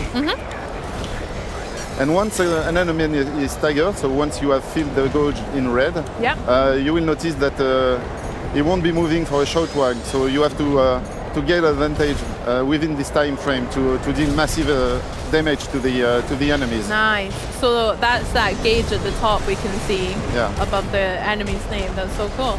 But on the contrary, you also have an SES gauge yourself, so that means that you can be staggered as well and take massive amount of damage. Yeah. So it's almost quite similar to Sekiro as well. Yeah, it's a reminiscence of the posture system in Sekiro. So yeah, it's not exactly the same system, but it's something that is the legacy of it. Yeah. And as I said, that's something that From Software has explored in other games, and you can find it in Armored Core. Nice. From Soft knows how to make some good games, so yes. Learn from the best. This is very intense combat we're seeing right now. It is, actually. Yeah. So we're kind of like on this one level at the moment. You're still using those boosters to dodge, like you mentioned earlier. And we kind of climbed up. Oh, well done! Okay. Nailed it! I did it. Well done. And breathe. Good. Yeah, I wanted to mention that we climbed up to this platform almost through our boosters, but you were using that to jump about as well. Yeah, yes. Let's talk about the verticality in Armored Core 6 as well. Yeah, so that's one of the main elements in the Armored Core. So yeah, we were talking about the previous From Software games like Elden Ring or Dark Souls and Bloodborne or Sekiro. So generally players are used to stay on the ground for this game, and in Armored Core you have to get vertical, I would say. So get up in the air, swipe and boost forward, backward, and so the 3D dimension is something that you have to take into account when you are facing enemies. I'm really excited to try it out because, yeah, like you say, I'm very much used to having my feet stuck on the ground when I'm trying to platform sections of Souls games, so this looks like a lot of fun flying about too. As we move to this level here as well, are we going to see some different environments? This one looks quite like wiry and technological and stuff. So that's right. Yeah, this is depending on the mission. So you have missions that are based in this kind of post-industrial. I'm almost dying. Sorry about that.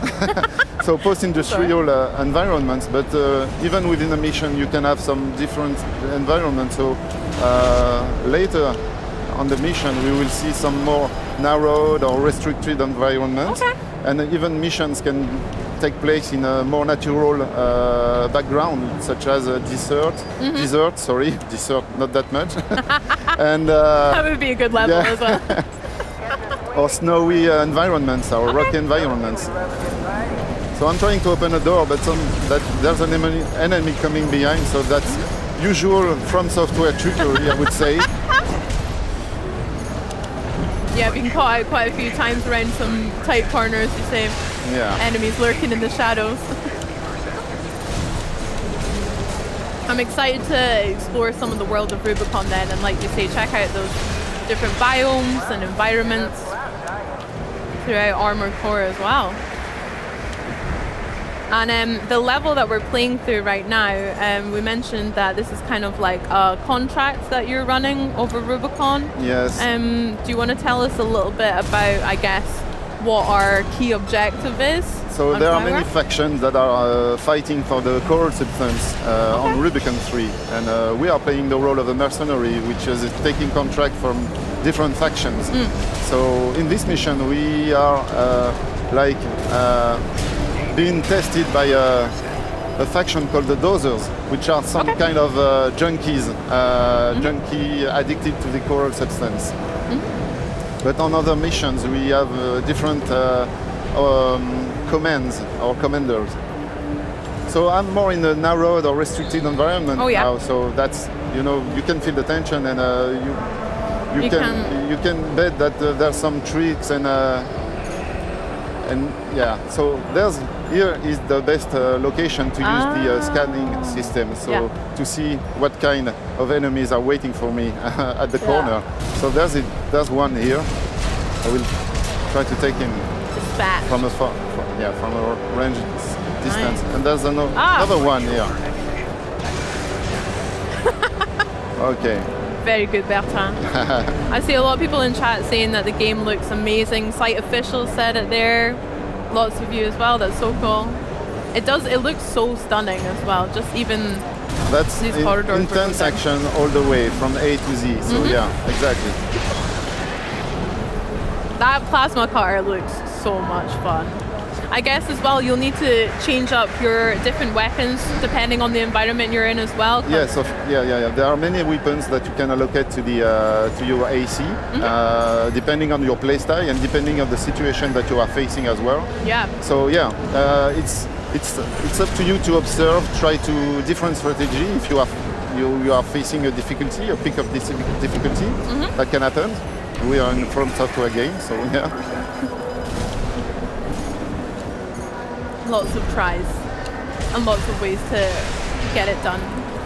No, I'm excited to explore more of the weapons that we can collect or unlock. I'm sure I will show you the garage feature. So this is where you can change the loadout of your AC to something different, something that is more efficient, for instance, against an enemy or against a boss. That sounds great. So we are reaching the final areas of the mission now. So let's see what's awaiting next. us. Yeah. This looks like it's building to some form of conclusion if I know my games. Oh. Yes, there are some platforms that can allow you to reach higher levels. So that's fine. That's cool. Okay, so what's there? Oh, there's a bunch of enemies there, so I can try to to launch my rocket and see if I can have the multi-aim. Oh, I can't. I don't have any more rockets. Oh no! Yeah, so I will have to do it the hard way. Yeah. Oh! Oh, what? Oh my gosh! Okay, one more trick from software, I guess. Environmental damage. Yeah. Of course. It's a bomb falling from the ceiling. Yeah. Of course. Just why not? So this enemy is a tough enemy because he's hiding behind a giant shield, as you can see. So, and I'm wrecked. Oh no, Bertrand! Oh, unlucky. Mission failed. Yeah. You died. But I can quickly show the garage. Let's do that. Yeah, Love the to see assembly it. system. So customization for your armor is going to so be a big this is where point. it takes place. So that's one of the main screen of the where the players will have to explore some new tracks and strategies to tackle the situation. So you have three main categories here. So the first one, the unit, will affect the attack power of your AC. The frame parts will affect the strength of your AC. Okay. The inner parts will be affecting the mobility and agility of your AC. And there you have the expansion slot. So this is where you will allocate some active or passive skills. Okay. Yeah. So I will change some of my weapons there because I will probably go for the machine gun on this one. Sweet. So there are a bunch of weapons that can be allocated so to each of these slots. Yeah. And so these weapons and the AC parts will be unlocked and through the story because you will be earning credits that will be allowing you to purchase the parts and the weapons. So I'll go for the machine gun. I won't be using the pulse blade. I think I'll go for the plasma rifle. Plasma rifle looks good. Yeah. I like the look of that. Nice. And we can see like a little hint or a demonstration of what it does. Exactly. Before we choose it. Yeah. Nice. So I will keep the missile launcher. But I will get rid of the shield because I'm not a shield player, even in the Souls game. So yeah. Me neither. Oh. So let's go for another set of missiles. Nice. Yeah. Yeah, I'm so bad with the shield. I much Not prefer bad. to have magic one hand and then a sword. I always forget about my shield. Oh, these missiles That looks should do the job. That looks heavy. That's Yeah. cool. So let's go restart from checkpoint and tackle the same situation again. Okay. Yeah. Nice. Can you change the color of the armor as well? Yes, that's also another feature in the garage. So you can practically change everything from the weapon color, the aspect of it. So if you want to have a rusty AC, it's possible, and it's also possible to change the level of the rustiness that you want to your AC to be. Sick. Stylize it. Yeah. Now, Bertrand, while you're just getting up to that enemy as well, fans might notice if you're watching at home that we have something really cool sitting on this table. Yeah. We true. have the Premium Collector's Edition, which I hear has quite a lot of cool features that I'll read out real quick while you're dispatching these enemies and dodging those bombs from the ceiling again. Yes. Nice, there you go. So the Armor Core Collector's Edition includes the game as well as a figurine of the Armor Core, which we can see looks sick right here sitting on the table. It's got your steelbook, pin badges, an exclusive garage as well, a digital soundtrack, hardcover art book, stickers and posters, which all look so sick.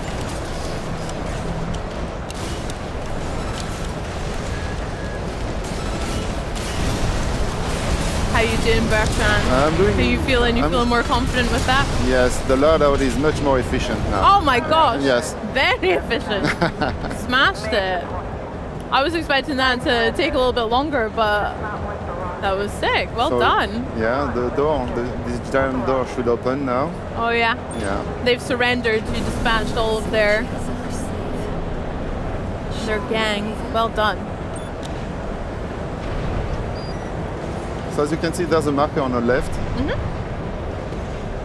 And that's the possibility to call for a supply Sherpa, which will allow you to regain all your ammunitions.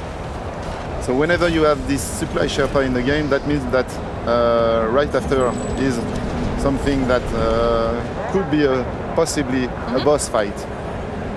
Okay.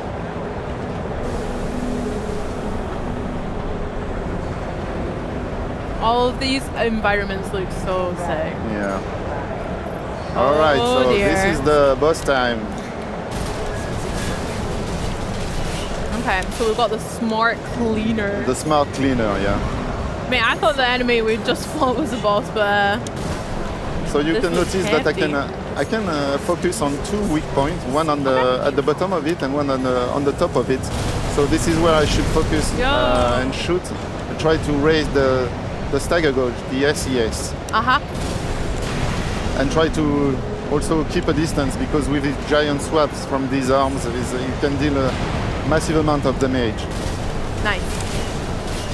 Yeah, I always love that in FromSoft games, like especially with bosses. It reminds me of this one, where you have different elements that you can target, and that'll maybe change the way they react to you or how the fight is as well. It's always fun to find those weak points. So I'm evading with the assault boost, just to keep a distance. And can you change the boost? Is that something that can we change the mobility of your armor core as well? So yeah, if you select some more booster with more power, you can boost more quicker. Nice. Gamer Panda says this looks so cool and so smooth as well. Well, boss fights are the the DNA of From Software. So in this game, it's obviously the case as well. So yeah, that's sick. Char loving it, Bertrand as well. Elle says, when I play this, it feels like I'm 15 years old again. Awesome playground. That's so sweet. Thank you. Glad you guys in chat are enjoying it.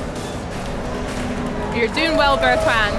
You've got over, I'm trying to get the stagger on this boss. Yeah, you got this. Here it is. Nice. So now I can through everything I have to lower the AP gauge, which is the health gauge. Oh, he's over. He's rinsed. That was great damage. Smashed it.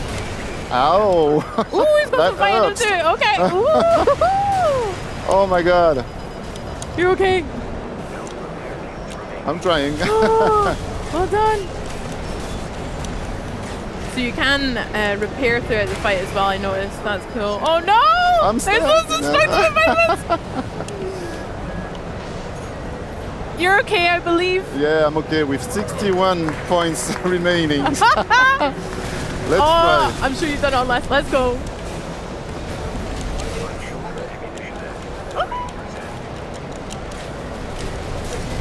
I will keep the distance from now on because. That sounds like a good tactic. Oh no! Oh, no! You wrecked me. Bertrand! Yeah, that's armor core. That's armor core. Mate, I cannot wait to get stuck in as well. I'm so excited. So Twitch chat, we've got one more really cool giveaway for you. We have a chance to win something else that's super epic, as well as this fantastic statue, a custom Xbox Series X Armor Core 6 console and controller. We're giving away a custom console and controller on Twitch right now if you type !Rubicon in Twitch chat to enter the giveaway. That's !Rubicon, all lowercase. Bertrand, that was so much fun. I'm really, really excited to play it. As a Souls fan who's not played the Armor Core series, that looks like a bit of me as well. So when can we play it? Tomorrow. Tomorrow is launch day. Yeah, so tomorrow you can play. Yeah. Let's do it. I can't wait. Well, Bertrand, thank you so much for joining us. Thank you for the invitation. That was cool. Really cool. Thank you. Coming up, we've got the team from Elder Scrolls Online giving us a glimpse into how they bring the realm of Apocrypha to life with the community in mind. Then we'll dive into new gameplay from Ara History Untold. But first, it's the latest from a Dragon Quest spin-off known by manga fans everywhere. This is Infinity Strash Dragon Quest: The Adventures of Dai.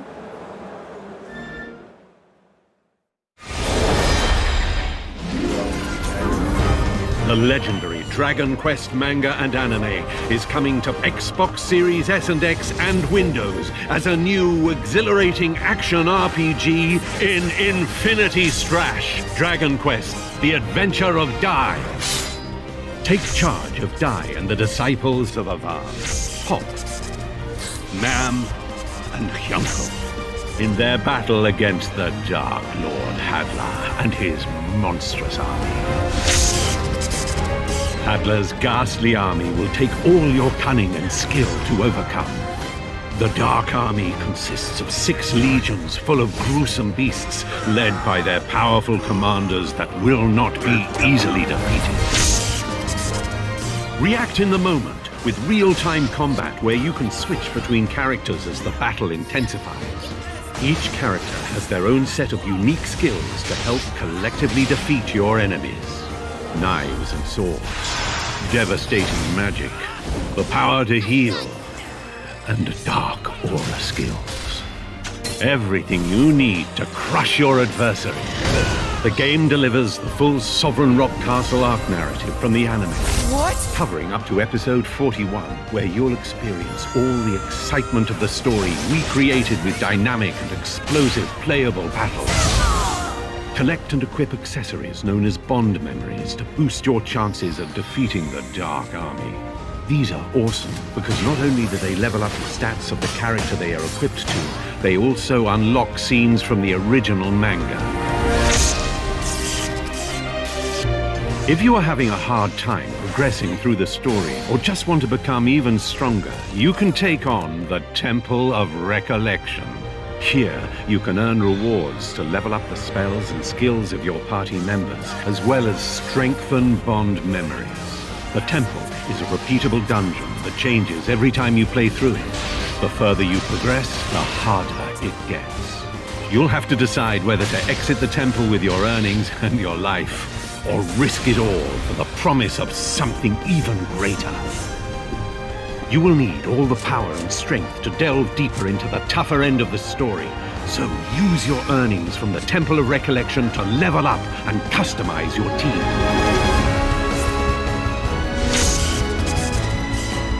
Once you've completed the story, Challenge Mode is unlocked. Here, you will find unique, supercharged quests that offer even greater challenges not seen in the main game. You can collect all of Dai's memories in the game's scrapbook, unlocking different pieces while playing through the story. And to complete the book, you will also need to clear the full Temple of Recollection. Whether you love action RPGs, Dragon Quest, anime, or all of the above, the adventure starts here, in your quest to become a true hero in Infinity Strash Dragon Quest: The Adventure of Dai.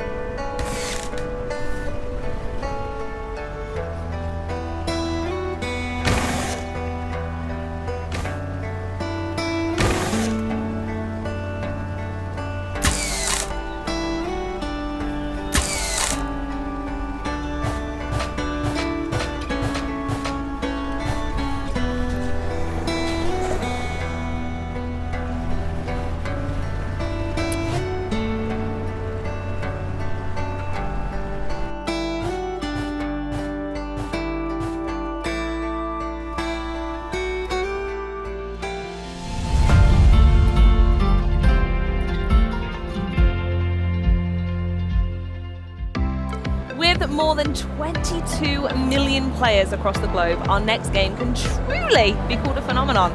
Joining me to give a glimpse into the Elder Scrolls Online Gamescom experience, please welcome Matt Firor. How are you doing, my dear? Thank you, I'm doing great. Yeah, good. It's been a busy couple of days for you, but we're going to have a fantastic chat about what is quite honestly Excellent. one of my favourite games ever. So, folks who have played the newest ESO expansion, Necron, will no doubt recognise from all the footage we've shown of Gamescom so far in the booth, our wonderful Daedric Prince over there, looming over everybody. And I'd love for you to tell everyone at home exactly what fans have been up to on the booth, aside from snuggling up with Hermaeus Mora.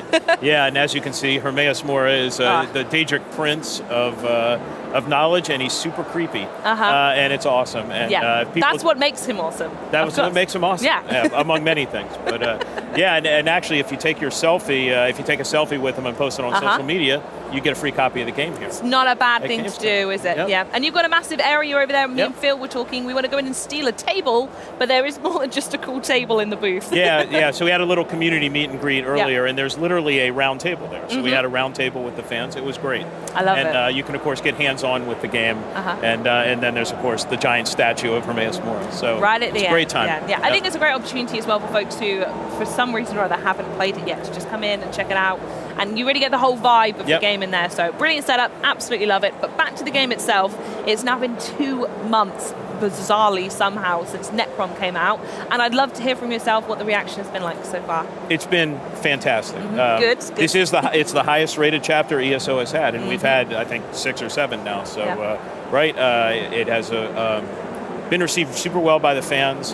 We added a new class called the Arcanist, which players just absolutely adore. We called it the Book Wizard on our streams. It is, in fact, a book wizard. Yeah, exactly. Based on knowledge. He has really cool graphical effects, and it's just a whole lot of fun to play. Yeah. So, and of course, it's back in Morrowind. It's a part of Morrowind that players haven't been to before in an Elder Scrolls game. Yeah. And then you get to go to Hermaeus Mora's Plane of Apocrypha, which is basically a giant dungeon built out of books. Yeah, so it's absolutely. great. And the story, Elder Scrolls in any Elder Scrolls game, from Arena to Skyrim to Elder Scrolls Online. You know what you're doing, don't you, when it comes to story? Yes, exactly. Exactly. And no spoilers, but the story in this one is amazing. Yeah, please go finish it. My favorite thing about when it opened up, an insight into my gameplay style, is I'm very much the completionist. So whenever I get a new part of the map, I get to go in and tick off all the little bits. And so yeah, absolutely adore it. One of my favorite new places to stay in. But onto the community itself and being here at Gamescom, and all the online community at home as well, hugely passionate around the globe. Cheeky question, how is it even remotely possible to keep your finger on the pulse of so many people playing this game? I mean, there are many answers to that, but one of them is that's why we come to shows like Gamescom, right? It's like, as an American developer, right, Europe is hugely important to Elder Scrolls Online, and Germany is the second largest community. The German-speaking community here is the second largest community in the game. So we take our definitely time out of our schedules to go to community events in the United States, and also to come here. Touch base, thank them. I've just met with fans right before I came on stage here, and it's like us as developers, that sit in our dark offices, for most of the year. Plotting away. To come here and just see people and talk to them about what the game means to them is the reason why we do this, right? Because ESO would not exist without the players. We were speaking about this before. Games don't make it to 10 years with the numbers that you've got without an incredibly passionate and excitable fan base. And it's true. And games of this type, like the communities that are welcoming are the games that last for a long time. And we have a fantastic community. New players are always welcome, and it's like home. And it leads me on superbly to my next point, which I was going to say myself. There's something about the ESO community that is, the word you use, so welcoming. Yeah. And I hear that you have some favorite stories of the fans, or that the fans have shared with you, that you want to share, and I am all ears. Indeed I do. So actually last month, we had the ESO Tavern here in Germany, and we do that as a community event we have every year. For anyone in chat who might not know what that is, can you break it down a little bit for me? What is the Tavern? So the Tavern is where European community can come to Germany once a year and go and meet ESO developers, meet each other. There's usually music and, of course, food and drink and fun and a little cosplaying. And, I mean, you say that just as people walk on. Oh my goodness me, that looks like was that sleeping bags? No, I think more cushions. Oh, I was going to say. Yeah. But usually it's a whole day, and it's a whole day stuff, and it's really just people can meet other people that where ESO means so much to everyone. So And in fact, in that tavern this year, we had a special promotion where if you told your story about your favorite ESO story, we picked 3 winners of that to get a pass to the tavern.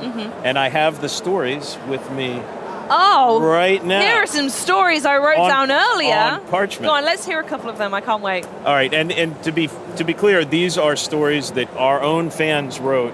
These are the ones that got them in the door. Yes, that got them in the door, but these are real words from users telling us what ESO means to them, right? And they're all a little different, but it shows the breadth of it. So the first one is from Geraldine and Tobias, and of course they probably wrote it in German. In order to preserve international peace and tranquility, I'm going to read it in English. So Geraldine and Tobias, ESO is something very special for both me and my partner, as it was our first game together at the start of our relationship, and we are still playing today. We've been together for over 5 years, and we love experiencing new things together in ESO. It's helped our relationship grow, for which we're grateful. Oh, that's really lovely. We have so many people have met in the game, and have gotten married, and I mean, and it's amazing. And we see them at the fan events. So very good. Incredible. So here's Silas and Jonathan. I've been playing ESO since the beta, which was in 2013, just to put it in perspective. Wow. I've been playing ESO since the beta. I vividly remember the launch. It seemed like yesterday, and it was so much fun starting a new adventure. Now, 9 years later, I know Tamriel like the back of my hand. I've saved Nirn many times. I've done and seen it all, and I still can't get enough. I introduced my son to the game in 2017, and he's as big a fan as I am. Aww. Now we go on adventures together. Oh, I love that. Yeah. We heard a lot of feedback during the pandemic, where sometimes families, if kids were at college or elsewhere, they could actually meet in-game and game together. Yeah. And it's a virtual world like that. 100% it is, yeah.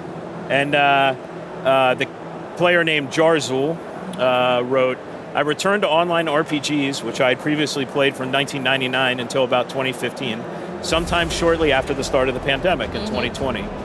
I was fascinated by ESO, of course, due to the fact it's an Elder Scrolls universe, but also the regular updates and endless content that this game offers. What also caught my eye over time, through visiting many streams on Twitch and regularly following social media, is the incredible, one-of-a-kind relationship between the community and you, the developers. Thank you. Seriously, thank you. This relationship is special and welcomes new players from the very start. And I think that those two sentences pretty much sums up what we feel about the community as well. Oh, absolutely love it. In fact, I'm going to test a story on you now, if that's all right. My own experience, I want to see if this will get me in the door at the tavern, right? On the Xbox On streams, we play ESO. Got to a point like weekly, we were taking over the schedule to play it, and we were having community nights in the evening where we would pick a region on the map, we'd post a picture in Discord, and what we'd do is there would be about somewhere between 16 to 20 of us would all come online, and we'd go and we would just smash all of the bosses out, and we'd clear everything. Because it's be quite difficult for some people solo, and in doing that, loads and loads of people downloaded the game for the first time to play it with us, and we decided to join a guild and create a guild for everyone to be in, and we called it the Postcode Schlottery. And I would love to know if we would be allowed in the tavern one time. Absolutely. Yeah, let's go. We're going to go, everybody. Yeah. Fantastic. So we mentioned the new people who play both for us and in the stories you've shared there, and new memories are also being made every single day. So really the question is, what is the secret behind making a 10-year-old game so enticing to new players? I could do a whole GDC talk on Let's that.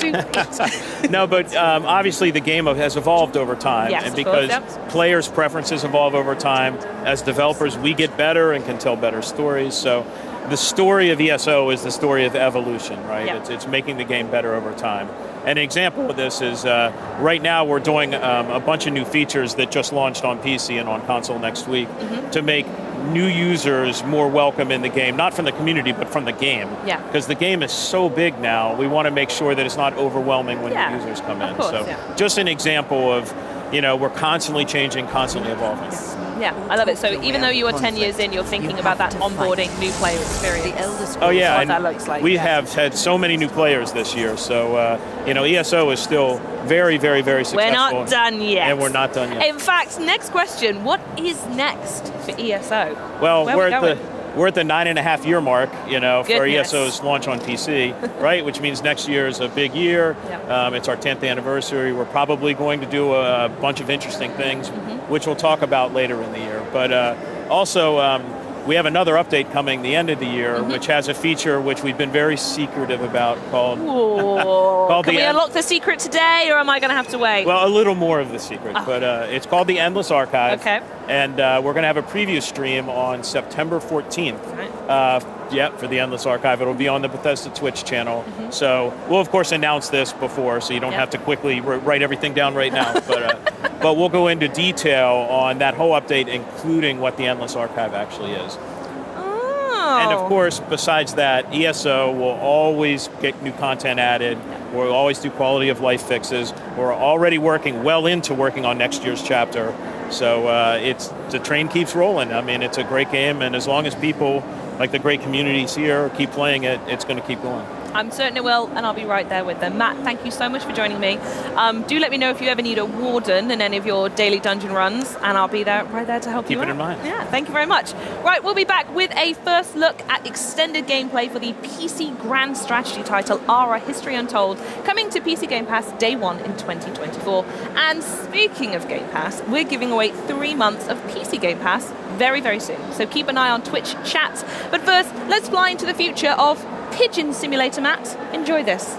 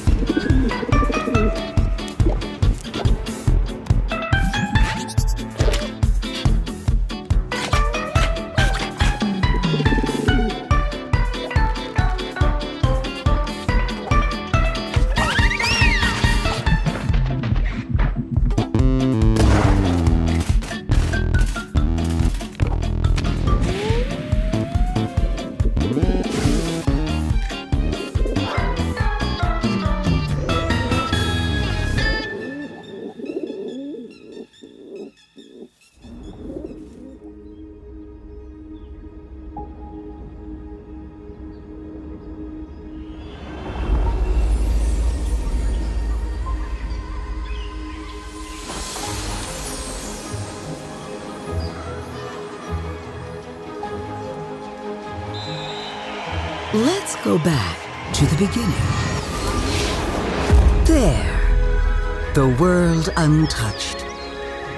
No thrones ascended. No history yet written. Just people waiting to be led somewhere extraordinary by you.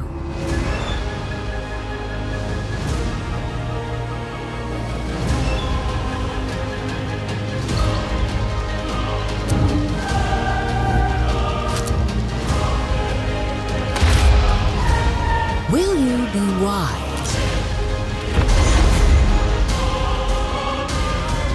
Will you inspire?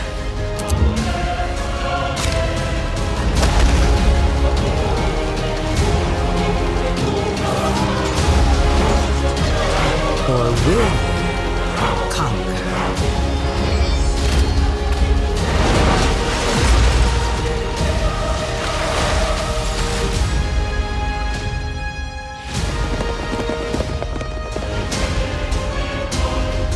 However you choose to change the world, one thing is certain: history will never be the same.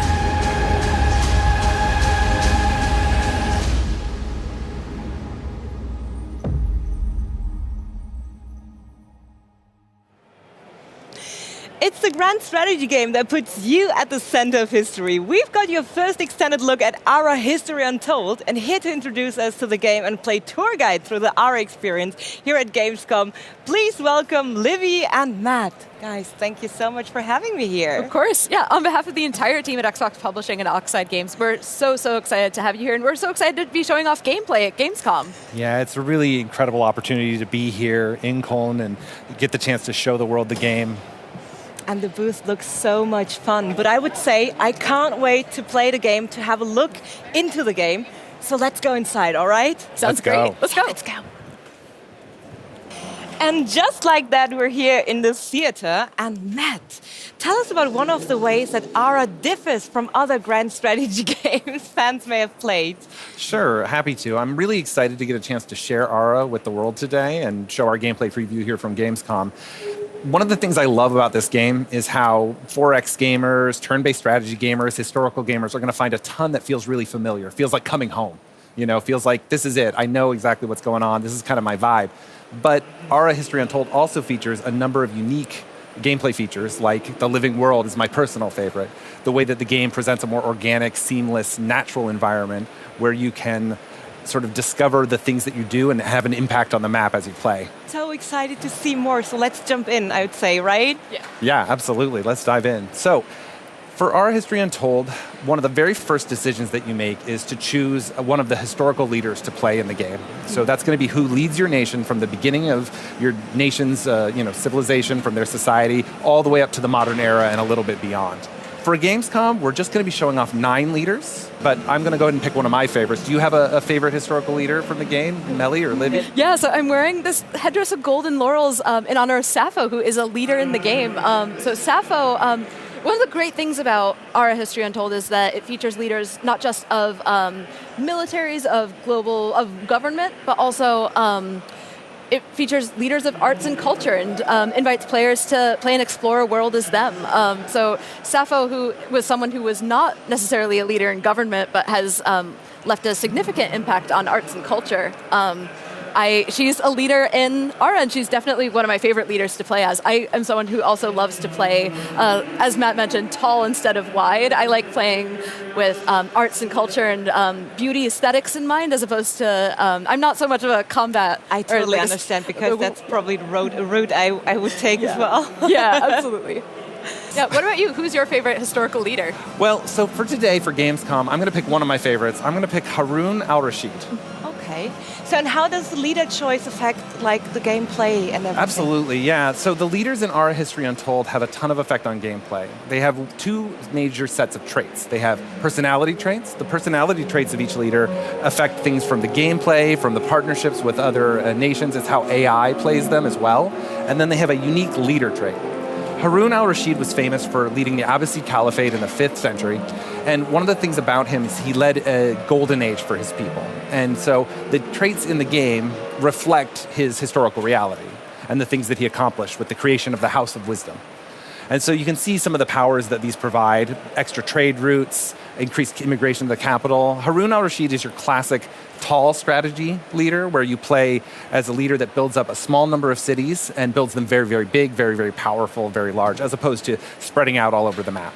And he's a little bit more focused on culture, sciences, arts, and winning that way, as opposed to bloodshed and warfare. Another one of the ways that Ara History Untold differentiates itself is we really wanted to lean into the idea that you rule how you want to rule. You lead how you want to lead, that you become the leader you want to become. And the way we do that is through a system we call prestige. Within Ara History Untold, prestige is the way you actually win the game. It's your score. It's how you build points up over time. And there are dozens of ways to earn prestige in the game, but really they're reflective of how you want to play, how you want to lead your nation. So with Harun al-Rashid, I'm probably going to be leaning into some masterpieces, cultural works, great triumphs, which are what we call the most amazing buildings from throughout history, and see if I can build up that way. So that sounds so exciting. Moving in here, the very first thing you'll probably notice is that living world, right? Our History Untold is built up in a way where you can zoom all the way down to level, see your citizens living their lives. So this is an early settlement. It's 6000 BCE, and I have my little people wandering around, part of my nation here. They're living their daily lives. They're farming the land. I have a workshop over here, which is going to be important for the crafting system, which we'll get into in a little bit. But you can see right away there's kind of a different shape to the world. It's more organic. It's not hexes. It's not tiles. Yeah. It's not a grid. We have natural borders, the places that you would expect to see those borders in real life, like along rivers and mountain ranges. And you can see other things like these, dangerous wildlife, and you can actually go and find these rhinoceroses terrorizing these cows. So I won't be able to harvest those cows or utilize them until I clear those rhinoceroses from the territory. So cool. The dangerous wildlife used to actually be mobile. It used to roam around the map and just attack you kind of without warning sometimes. And so, needless to say, players found that a little bit off-putting. So we would get full posts in our forums just going like, nope, I don't like the dangerous wildlife, this is too much. And so the team at Oxide took that feedback, scaled it way back, and then implemented it more like this. So it's something that you can strategically move towards and then hunt for resources, that sort of thing. So yeah, for instance, if you know that the hyenas are causing a problem for your civilization, you can be prepared, one, and then you can take steps to have a hyena-free society. Which is a goal, I guess, in the savannah. It would be a great goal to have in the savannah. So one of the first things you'll do in the game is you'll have your scout unit. Your scout is an early explorer unit that you use to discover things on the map, to expand your point of view and your perspective in the world, and also to uncover ancient relics from previous civilizations that came before you, previous nations and societies of people, and to be able to take those goods and bring them into your own national inventory.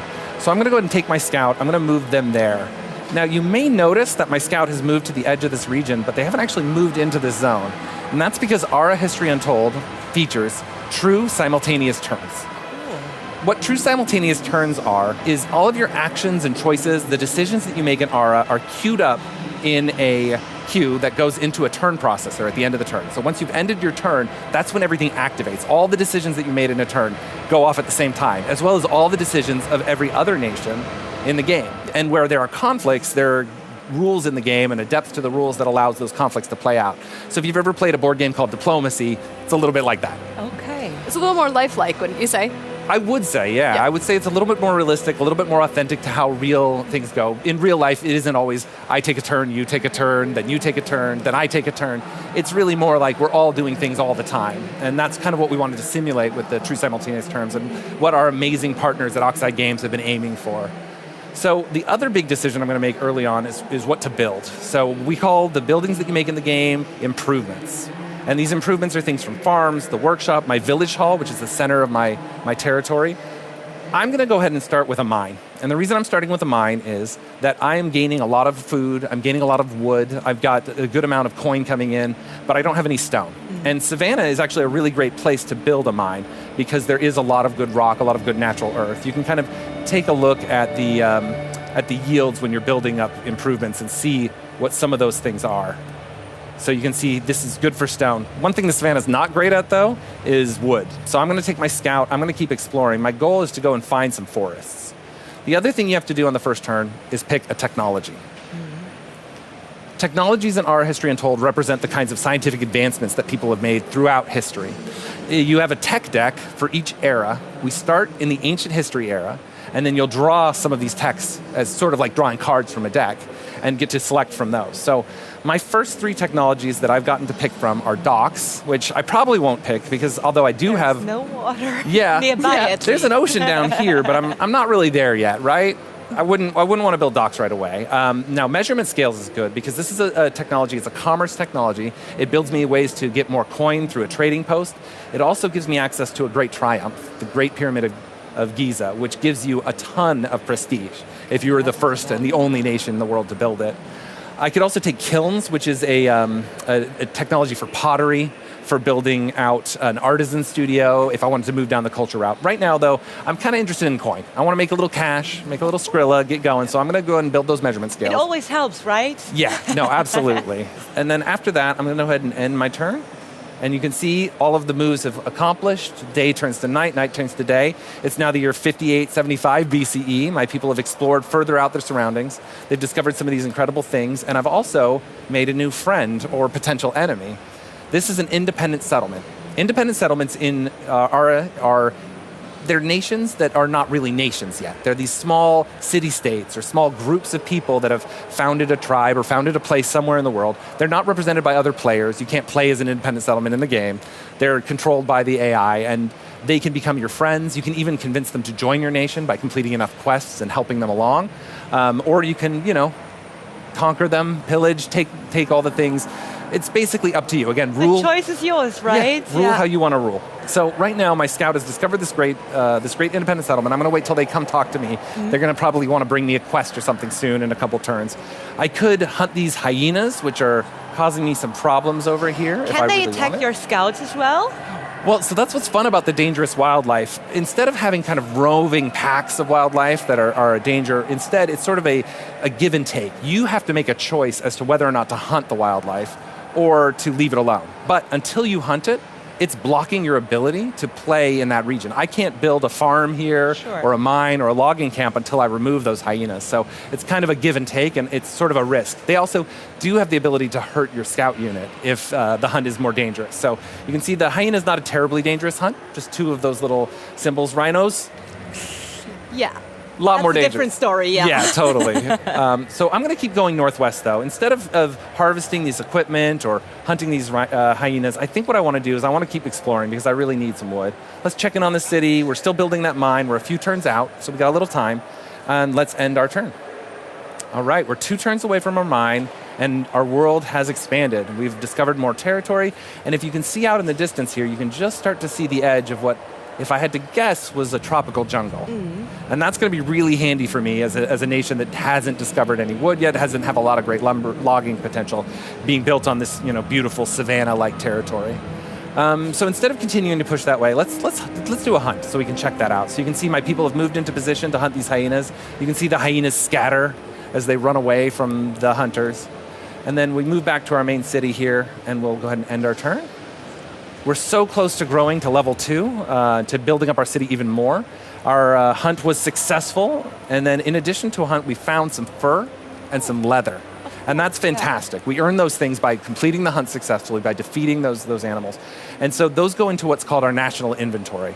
The national inventory is one of the ways that R really differentiates itself from other games in this genre. It is a way to express a more complicated economic system with more depth and more strategy to it that allows you to make a bunch of decisions about how to utilize the natural resources around you, how to build other things out of them. The game has an in-depth crafting system that allows you to take all of those resources and equipment, put them together in a bunch of interesting ways to create military units, armies, special equipment, as well as a ton of improvements and some of the great triumphs that you need. All right, so I'm going to keep exploring.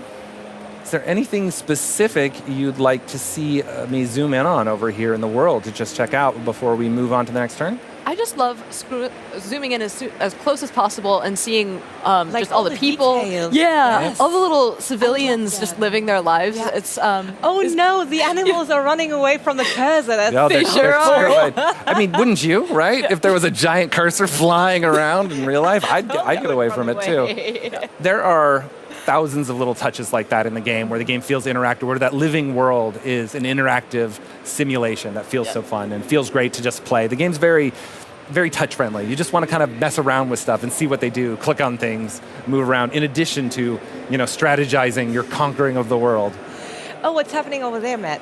Oh, this is exciting. So what we've discovered here is a hidden resource. Oh. Hidden resources in Ara are these places where things might be a little bit below the surface. For example, if you were to look for iron, you probably wouldn't see a big piece of iron sticking out in the land. You would have to survey, you'd have to go a little deeper. One of the things explorers can do is if there's hints of a hidden resource somewhere, they can move to that hidden resource. They can actually survey and explore, and then it'll expose what that hidden resource is. And some of them can be very, very powerful, very useful. And then you can decide if you want to mine that resource. Exactly. Okay, You can cool. choose to build a city there, expand into that region, and give yourself that opportunity to take advantage of that hidden resource. So let's see what we get. Let's take a look here and let's survey this hidden resource and see what's there to find.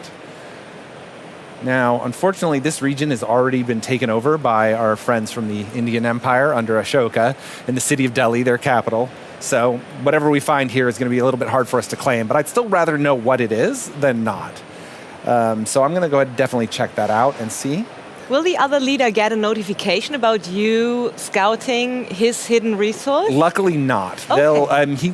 They'll know I'm in their territory, but Yeah. right now we have open borders. I could negotiate closed borders. They could kick me out of their borders. I could not let them through my borders. Right now I'm still trying to be friendly. I've proposed trade routes with everyone. I really want to, make friends with my neighbors. And it looks like this very first What bit do we is... have here? It's dye. Oh, nice. Dye is an interesting resource because you can use it to improve the lives of your citizens through a number of things you can build. You can build various types of clothing and things that are sort of luxury items that really help your nation feel feel like they're doing well, like they're happy, like they're fulfilled. And that happiness really comes into play when you're trying to expand, when you're trying to grow, when things are improving for your nation. Looks like we have a quest from our friends in Kuzdar. So they have decided to ask me to start the agricultural revolution.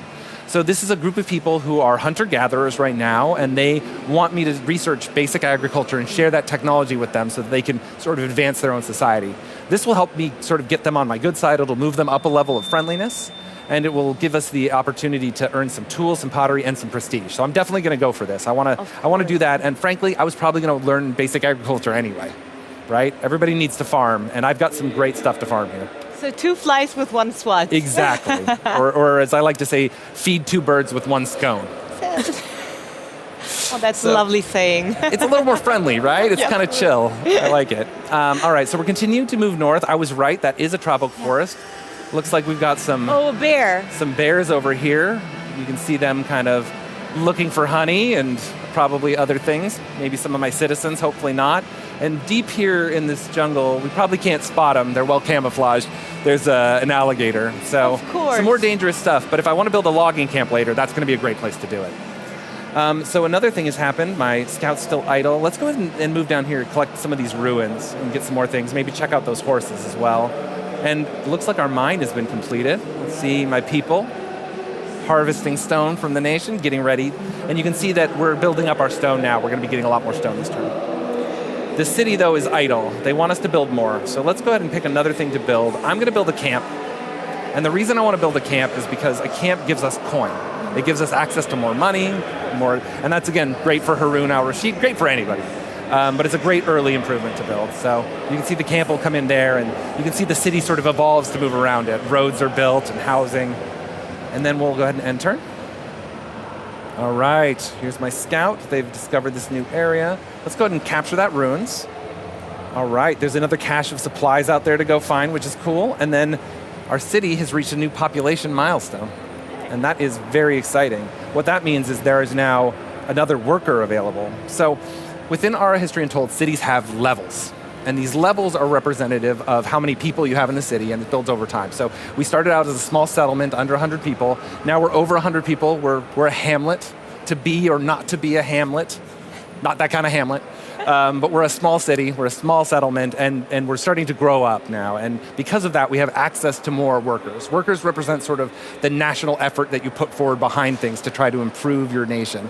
And so I'm going to go ahead and assign my worker here. My first worker was assigned to the farm. And the reason for that was to generate more food, to help us gain ground and get healthier and also improve my growth. My second worker, I'm going to put in the village hall. And the reason I want to do that is it's going to speed up how fast my nation can claim regions. Claiming regions is how you get new territory, is how you expand the borders of your cities. And so I really want to claim a region soon. So I'm going to put my worker in my village hall so they can start working on that, because there's some great regions out here to grab some territory. But Livy, looking at the game, there's so much love for detail. Like so much. How many people are actually working on this game? Yeah, so the team at Oxide Games is about 60 people, give or take. But they do also just love putting in all these little details for players to find. Like that's really like one of the things that they're really good at too. So as soon as you get your hands on Ara, whenever that is, keep exploring, keep finding little things. I think the game's going to keep surprising you for many, many years. Like how many Easter eggs have you planted? So many Easter eggs. That's so amazing. So another thing, now that I've got my ability to claim a region, my city's grown, and I put that worker in their village hall, it's sped up. I've got a lot of options here. I've got some that I need to clear out. You can see the yields from each of the individual biomes. The game has many, many biomes, from everything from Arctic tundra to xeric shrubland to savannas. Temperate rainforest. But for right now, we're in the savannah here. We've got a few different resources. I think, and tell me if you think I'm wrong, but I think I want to grab down here. This is a great region for a few reasons. Offers some good food, and you can obviously see there's access to rice. So there's rice fields here you can cultivate. And you're closer to the water. And we're closer to the water, which is going to be important for trade, for coastal improvements as well. So let's go ahead and take that. That's going to be the place. We're going to take Ardabil, which is another region southwest of me, or southeast. And we'll see, we're still a little ways off from that camp. Let's go ahead and check in on our scout. Let's keep moving into that rainforest. I want to see a little bit more over there. And then we earned some new things in our inventory. We have some bronze ingots, some brass ingots, and some tools. None of these are immediately usable by my nation. I can't immediately take advantage of them to like expand my society, to increase my happiness. There are tons and tons of resources in the game, over 100. Things like books that let you expand your education, things like candles that give you the opportunity to spread religion faster and also expand education in these early eras where people didn't have access to light sources. And so if you can give your people candles, they all of a sudden have the ability to read at night. And that expands your education. So these are going to be important for later, but right now I can't really use them yet. They're going to go into my inventory and I'll be able to use them to maybe build those pyramids or something else. And it looks like my research is completed. I've found measurement scales. I can draw some new technologies. Haroon's a little bit of a traditionalist, big into religion. I think I'm going to go for animism, start my path down religious discovery. It also unlocks a new government, theocracy, which will allow me to expand my nation further. All right, and from here, we'll continue to explore. I found a new independent settlement. You can see they're a little bit different. They've built out here in this tropical jungle. They have a kind of a different vibe, different people wandering about, different experiences because of their sort of different life. And then over here in the savannah, we've got our thing going on, which is going pretty well. We've claimed this region now, which means we can build improvements on it. And we were the first to discover that independent settlement, which gained us a little bit of prestige. What was your main inspiration for this game? Our friends and partners at Oxide have between them decades, if not centuries of experience working on some of the biggest turn-based strategy games of all time, and including some of my own personal favorites. And so they wanted to take all of their learnings from years and years of building these kinds of games and build something that, again, feels familiar, but at the same time sort of evolves the genre, modernizes it, brings it forward in a bunch of new ways, with things like the living world, with things like the true simultaneous turns, with the deep crafting system. And so when they talk to me, I learn so much from them all the time, but they're so inspired by what's come before and so inspired by all the things that they've created, but they want to find ways to break ground, to make new experiences for the 4X fans, for the turn-based strategy fans, for the millions of gamers that love these games worldwide. And I like to think of Aura as being almost kind of a love letter to them at the same time as being a grand experiment, something brand new that they haven't seen before. And Livy, you guys are working very closely with your communities, right? Yes, very closely. The wonderful thing about Our History Untold is that we've been able to really work with our communities to help develop the game. We have a wonderful insider program where fans from all over the world have been playing the game even before we've shared gameplay here. We've been inviting fans to play the game and getting their feedback, and so we've made a number of changes to the game based on feedback from real fans, and it's been a really wonderful and delightful experience, and just such a wonderful community to help be a part of.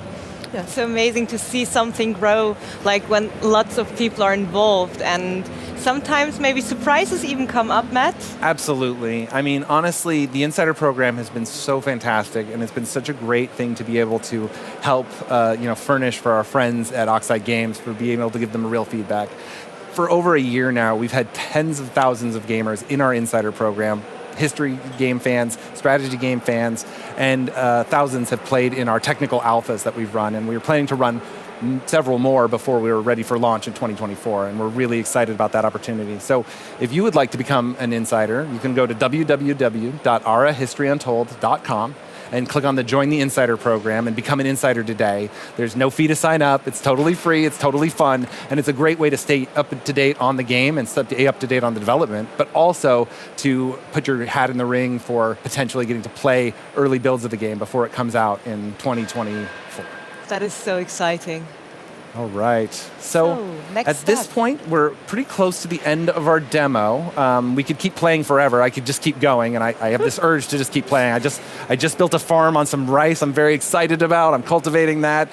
I'm at the cusp of something great. We've uncovered even more There's than that. always something to do. It's Always. Yeah. And honestly, we have barely scratched the surface of our History Untold here today. There is so much more to come in the modern era as you move forward into Act 2 and Act 3 of the game, as you go and look at things like the standings and the prestige system that allows you to discover how well you're doing against other nations and hopefully find your way to become one of the most prestigious in the world, all the different ways you can accomplish things. It's truly a very large game, a very deep game, and it's been extremely gratifying to have the chance to share it with you today. So I really, really appreciate your time. Thank you so much for coming to our Gamescom preview. No, thank you for this lovely insight. And I mean, watching was already so much fun, and I really, really can't wait to get my hands on the game because I so want to play it. Well, of course, Melly, it was great having you, and you should absolutely join the Insider program if you like what you've seen. I will, and you guys hopefully too. And one important part of ARA is also the music, and we have a lovely inside look on how this all came together. So enjoy.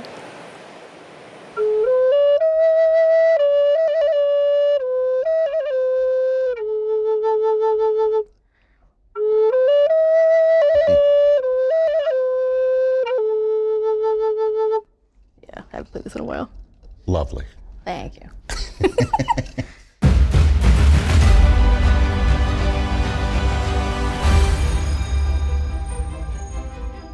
ARA is a grand strategy game where you basically are taking a nation from the very dawn of time, 6000 BC, dawn of humanity, and nurturing these people and building it up through the ages to the future age. You are learning technologies, unlocking new kinds of buildings, taking care of your people's happiness, their wealth, and all these different things until the future age, and then hopefully, winning the game at that point.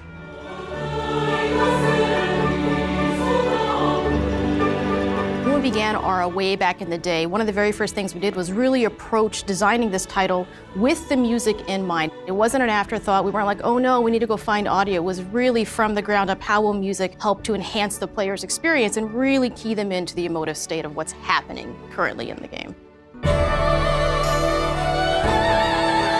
I feel that we've created something that's uniquely interactive, especially for a 4X strategy title. We take actual data from the game and use that to drive the musical experience. Music and audio in general is very important to Oxide as a culture.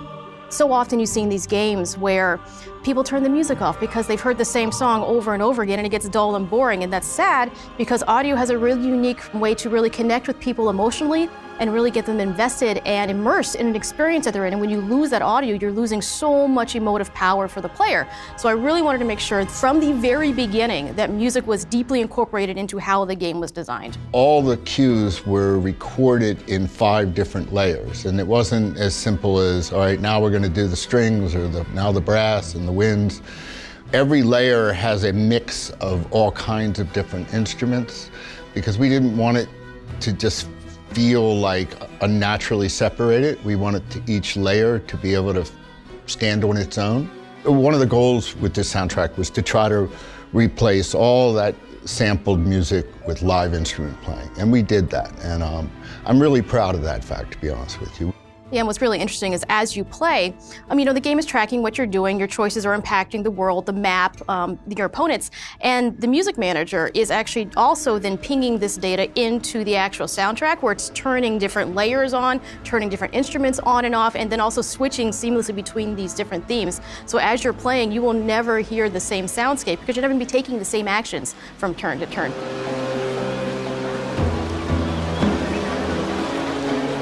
So it is this really, truly dynamic, unique experience that does mirror your gameplay and hopefully the player's actual emotive state in the moment as well. Absolutely. I wanted to try something new in the way of interactive music. We wanted it to be completely data-driven and new every playthrough. We also remember you employed these things which you coined verticals.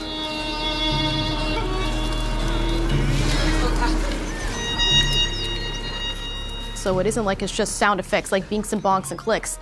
So when you mouse around and do things, you actually have sounds that are musical in nature, like little motifs that will pop up and then interact with the music. Yeah, exactly. That's another interactive feature of the soundtrack.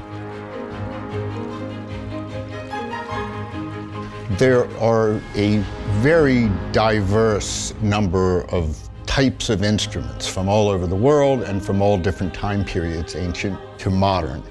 We looked for instruments from every time period and culture that we could think of. Nothing was off limits. We actively searched to include as much as we possibly could, if for no other reason, for the vast variety of sounds. I think there's something that's unique in the music that is a merging of cultures, and so that was something that was very conscious. We really are trying to push the boundaries on what can be done now in games and really trying to make a new experience. I'm really happy with how it turned out. The other thing that I'm truly proud of, even though I didn't really have much to do with it, is just the look of the game, the living world, and how we were able to integrate audio into that. Is just something really special.